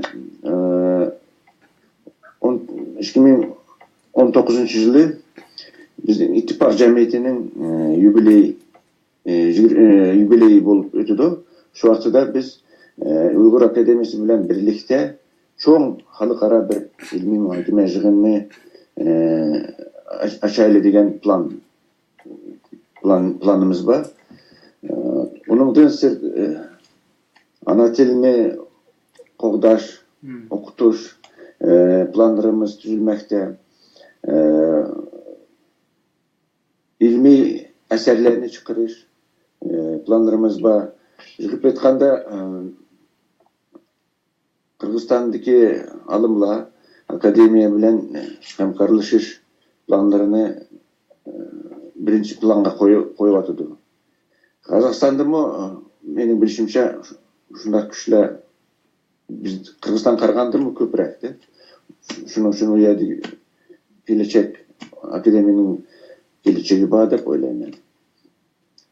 Sizinki hazır işlewatkan mekteplerde professorluk hizmetini kılıvatkan jarayanda bu yerden bir alayda bunun küçük etiş ihtimali var mı? Yani şu yerden merkezlep Orta Asya ta kalsa akademiya hizmetleri. Üşenmedim. Yani sizinki mektepten sizin hizmet etraflarını çördügen asaslı bir çoğuyuş ihtimali var mı? Akademinin Orta Asya'daki küçü. Sizler bununla güç hatalamla yani biraz şahsi sual hem de bu. Men işlewatkan üniversitette onçuluk mümkünçülük yok. Lekin bizning özümüzün tüzüp algan milli merkezimiz var. Tikleniş degan Renesans dep atalgan. Onun atrapida yaşlarını jığıp yaşlarını seferber kılış mümkünçülüğümüz var. Men oylayman ulan arasından Türkiye'ye mesela okuşka ötüş yoki dünyanın her qanday memleketlerinde bolup atkan konferensiya ilmi jığınlarga ötüş qandaqtı bir Uygur temasıga ait eserlerini yazış mümkünçülük var. Bu yaktan Uygur Akademisi bilen bizning işlerimiz bir yönelişte mağdu dep oylayman. Rahmet. Ben sözünü aslında bizning programımız 1 saat idi ama hazır 1 saat 41 minut bo'ldi. Bunda uzatışımızdaki sebep bu 4 alimninki bir yerge kelişi nayeti teske to'xtaydi ishlayotgan bo'lgandan vaqt farqlari 4-5 davlatdan chiqishimiz degandek. Şunu biraz uzarttık mı? Ko'rayotgan tomoshabin va yoki bizning xalqimiz, muhojir qarindoshlarimiz buni ayibga borumuz bo'ladi. Normalda bu Türk televiziyalarida, boshqa arab televiziyalarida bundaq kechalari erkin suhbat qilganda 2 saat, 3 saat, 4 saat davomlashadi ekan. Men buni ko'rib chiqdim, ammo bizningki 1 saat davomlashib bo'lguncha bu uzun bo'lib ketdi deb inkas yozganlar bo'ladi. Burun programmalarimiz ashta bo'lgan. Ama bugün ilmi bir şekilde sohbet kılayotganligimiz için 10 minut uzarttım. Ahirki sözlerimlerini yapılışım mümkün. Bu yerde bir nersini dep ötep kessem 500 doktordan 100 doktor maaşıdan azraqdan pul el qila alsam ben hazır hesaplap baktım 10 tane adam işleteliydi kendisiyle. Yani Uygur Akademisi de inşallah. Şuna muş doktorlar özü bir çünkü hazır dünyada en köp maaş alayotganlar muş doktorlar, professorlar. Bunda desem başka hata düşünüş болып қалмасын. Yani bizninki sizler köp küçük kırışanlar doğru geldi demek çok men kesip etken vaxtıda.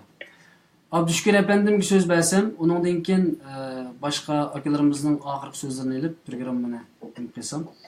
Avustraliyadaki bunundan keyinki hizmet qandaq bo'ladi? Yoki o'zlarining ko'ngil so'zlarini Shveysariya. Ben özgertemedim bunu. Hiç kısı yok.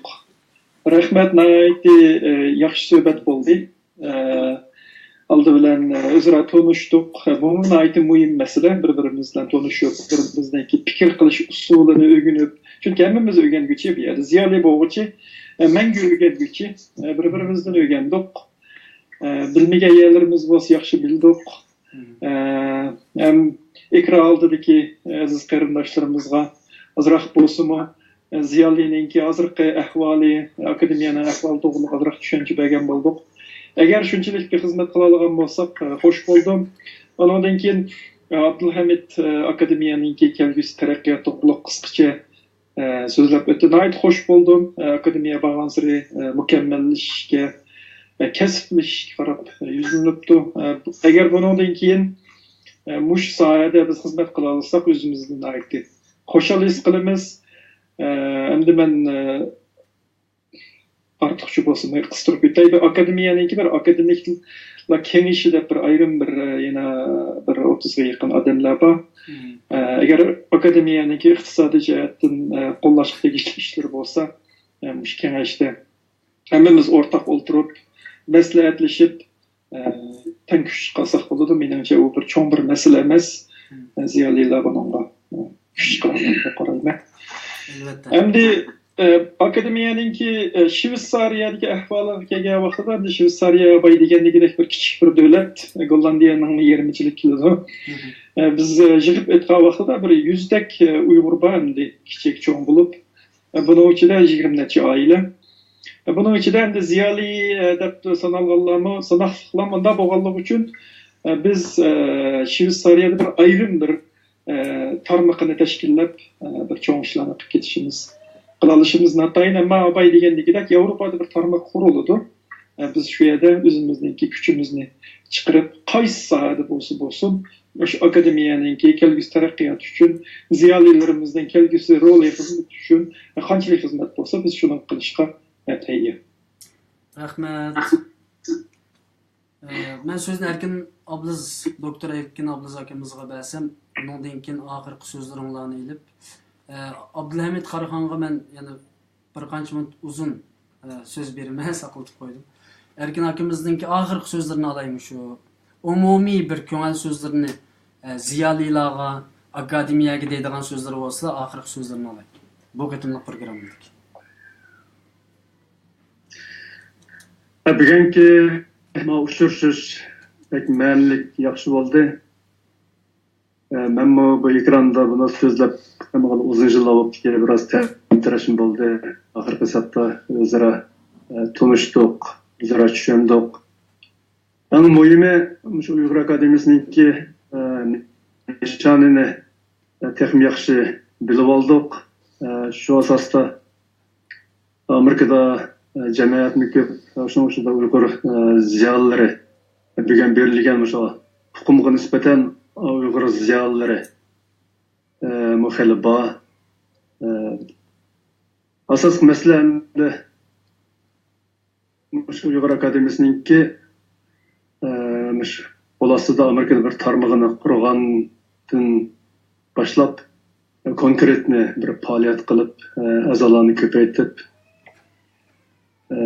lekin shu Uyg'ur akademiyasining akademik saviyada qila oladigan ishlar uni tartibga kirgizib, lekin bir Uyg'ur bo'lish salohiyatimiz bilan biz duch kelayotgan nurg'un masalalar va bo'lib biz eng kichik yoshlarga nisbatan qandoq amaliy konkret ishlarni qila olamiz. Ularni Uyg'ur bo'lib yashash shu haqda qanchalik to'p bilan qo'sha olamiz degan bu bir bek muhim masala. Hamma o'xshash o'ylaydiganlar yomon ko'p Amerikada. Chunki Turkiyaning sharoiti endi qanday bo'lsa, Uyg'urlar jamiyat ko'p, unisi turk tili bizga yaqin. Men shuni his qildim, turk bilan Uyg'urcha qat'iy yaqin ekan deb. Amerikada endi butun ma'rif ingliz tili ma'rifi bo'lg'achqa shu bolalarning tilini yo'qotib qo'yadigan masala bek ig'ir bir yerda majburlash kerak emas. Bunga bek kuchimizsa bir avlodlar bolalar tilini yo'qotib qo'ydi, nurg'un narsalarni yo'qotib qo'ydi ekan. Şu bizdek shu ota-onalarningki ota-ona bo'lish suhbatimiz bilan yoki ziyoli bo'lish suhbatimiz bilan shu yoshlarga nisbatan bizning qilishdagi ishlarimiz pek jiq. Bu shu Uyg'ur akademiyasining ostida biz nurg'un ishlarni qila oladi ekanmiz degan bu bir hukm barbara aniq bo'lib o'tadi. Mana shuning ichida ama bugungi yig'ilish pek yaxshi bo'ldi. Shaxsan men bundan bek xursand. Allah xohlasa lekin ko'rishib, amaliy ishlarni qilamiz deb o'ylayman. Атасыңларга рахмат. Рахмет, biz misilni ko'rganligimizdan, to'niganligimizdan nurg'un qarindoshlar inkas yozadi, bundaq faoliyatlarni ko'rib umidim qaytadan nurlandi deydim, yani bir qarindishimiz, qalam degan bir qarindishimiz. Mening qaytadan umidlanyapman deydi. Hamda bu tashviqot xizmati yaxshi ishlanmasa bo'lmaydi ekan. Shunga bütün xizmatlar aqancha maxfiy taraflarim bor, ammo cho'qim xalqqa deyishga to'g'ri kelgan tarafning hammani degan vaqtida xalq umidlandi. Xalq bizning mana rahbarlarimiz bor ekan, doktorlarimiz bor ekan, olimlarimiz bor ekan. Demakki biz bu ishni qila oladi ekanmiz degan yerga kelishimiz kerak, chunki biz kelinmayapmiz. Ya'ni bizda bir umidsizlik bo'lyapti.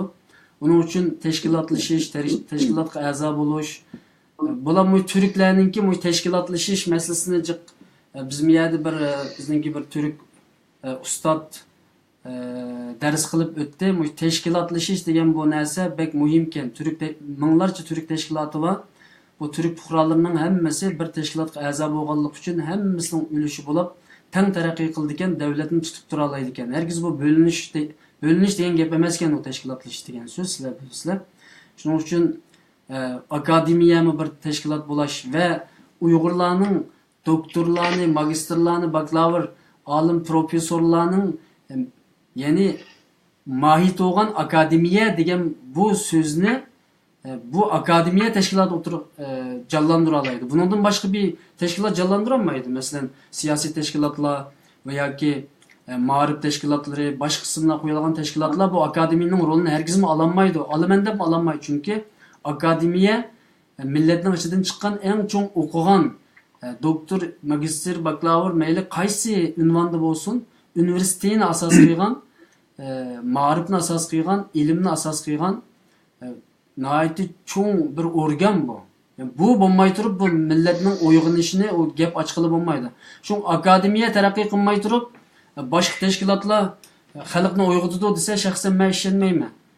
Mayli siyosiy tashkilot bo'lsin, boshqa akademiya xalqni uyg'otishda butunlay markaz bir jiltizlik rolini o'ynaydi deb qarayman. Sayfulla akamga oxirgi so'zni olsam, qandaq bir sizlar bizga yoshda cho'ng, ilmdimi cho'ng professor, men shaxsan tunji qatim programmamda bir professor bilan suhbat ilib beryapman.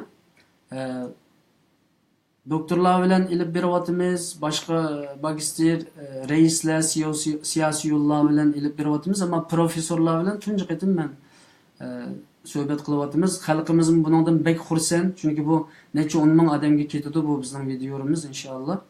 Shu sizning ko'ngil so'zlarini bek anlig'im bor, xalqimizning anlig'isi bor. Qalblardagi xalqimizga bir nidolari bo'lsa, sizning so'zlarini anglaylik Sayfulla aka. Rahmat. Albatta men g'irqi so'zlarga qo'shilaman. Bugungi bizning suhbatimiz nihoyatda yaxshi bo'lib o'tdi. Ulgulik bo'lib o'tdi deb o'ylayman. Chunki Chechelgan Uyg'ur millatining zamonaviy aloqa vositalaridan foydalanib birlashtirish ulgusi bo'lib o'tdi deb aytsak bo'ladi. Bundan men nihoyatda xursandman. Endi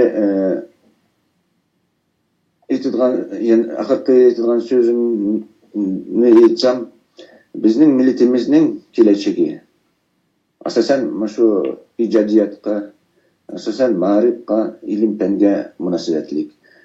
Shuning uchun biz tinmasdan bu jihatdan harakat qilishimiz kerak. Endi akademiya bo'lsa, bu yo'nalishdagi birdan bir kelajagi bor bir tashkilotdir. Bunga munosabatlik aytadiganim akademiyaning asosiy vazifasi, asosiy missiyasi deb aytsak, bu nurg'unlagan Uyg'ur ziyolilarini birlashtirish, bir maydonga keltirish, lekin Uyg'ur millati uchun xizmat qilish. Rahmat. Rahmat o'zlariga. Inshaalloh yana keyingi programmalarimizda, suhbatlarimizda sizlarning aramizda bo'lishlarini biz uchun sharaf deb hisoblayman. Chunki professor, ya'ni bugungi ilmning eng yuqori cho'qqilaridan birisi, ilm dengizi, ilm çokusu deyişki buludu profesörlerini, akalarımızı, atalarımızı. Onun için bundan keyinki sohbetlerimizde bu bahsler, üstümüz tur bahsler biz için şeref, biz için bir meşallik rolünü oynagan bolalar. Sizlarga men köp rahmat aytaman. Şahsiy nomimdanmi ham bizningki bu programmamizni izlagan va izlamoqchi bo'lgan qarindoshlarimiz nomidan sizlarga alohida rahmatimni aytaman. Abdulhamid Qaraxon efendimninki so'zini olib baqsin. Rahmat. Bugungi suhbat bek yaxshi bo'ldi. Sizga ko'p rahmat aytaman shaxsingiz nomiga.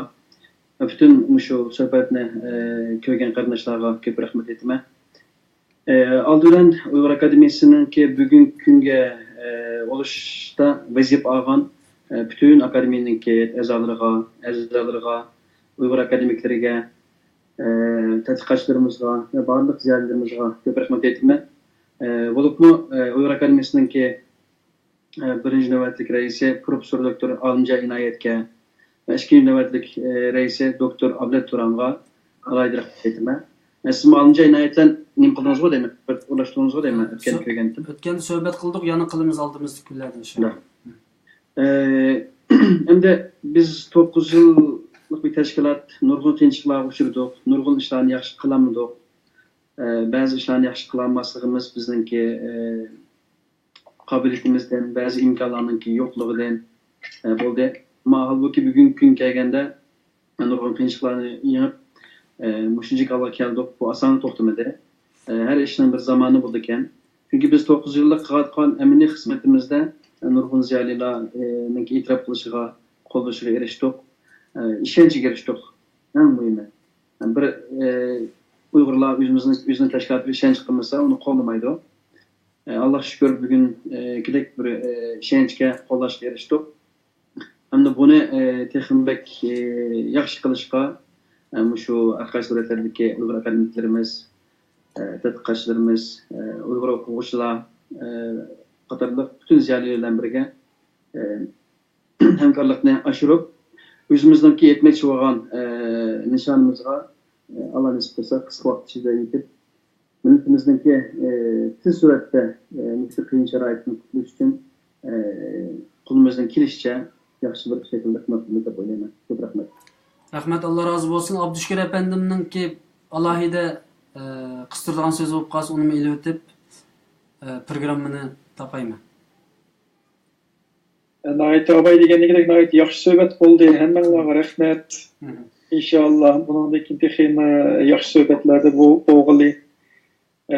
Texim ko'p qarindoshlarga mushtaq suhbatlarga qatnashib o'zining fikrini ifodalashga nasib qilay. Rahmat. Hammanglarga Allah rahmat qilsin. Doktor Erkin Abduz akimizga Allah rahmat qilsin.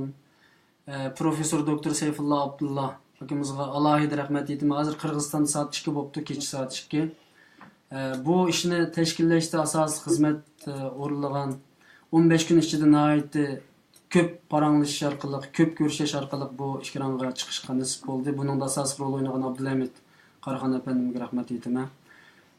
Shveysariyadan bu qitim cho'qim to'g'ri dedim deb o'ylayman. Shveysariyadan qatnashgan Abdurashid, doktor Abdurashid efendimga rahmat aytaman. Ishkiranga sizlarningki doktor degan so'zni qatmadim, chunki hammanglar bu yerda ilm olimlari bo'lganligi uchun faqat e'londa yozib qo'ygan bo'ldim. Hammanglarga rahmat. İnşallah yani kelgusi zamonlarda shunday fikrlarni bir-birimizni ko'rishishga Alloh nasib qila. Xayrli kechalar. Allohga omonat. Bizni ko'rgan qarindoshlarga Allohga omonat deyman va bu bizningki ikkironga chiqmaqimiz nihoyat tezki to'xtaydi. Keliblam ishdan chiqibla chapanni silib o'tib kelibla ikkiron o'taga o'xshaydi deb o'ylab qolmanglar. Nihoyat tezlikda ko'p ko'rishish orqali, ko'p maslahatlashish orqali aran bu ikkironga keldi doktorlarimiz. Şuna bu videoga chiqqankamiz buni texnik ko'p qarindoshlarga ko'rsatish imkoniyati yaratib berishinglarni, buni ham bahrilash ko'nikisini besishinglarni umid qilaman. Hammanglar Allohga omonat. Assalomu alaykum va rahmatullohi va barakatuh. Rahmat. Alaykum. Rahmat. Alloh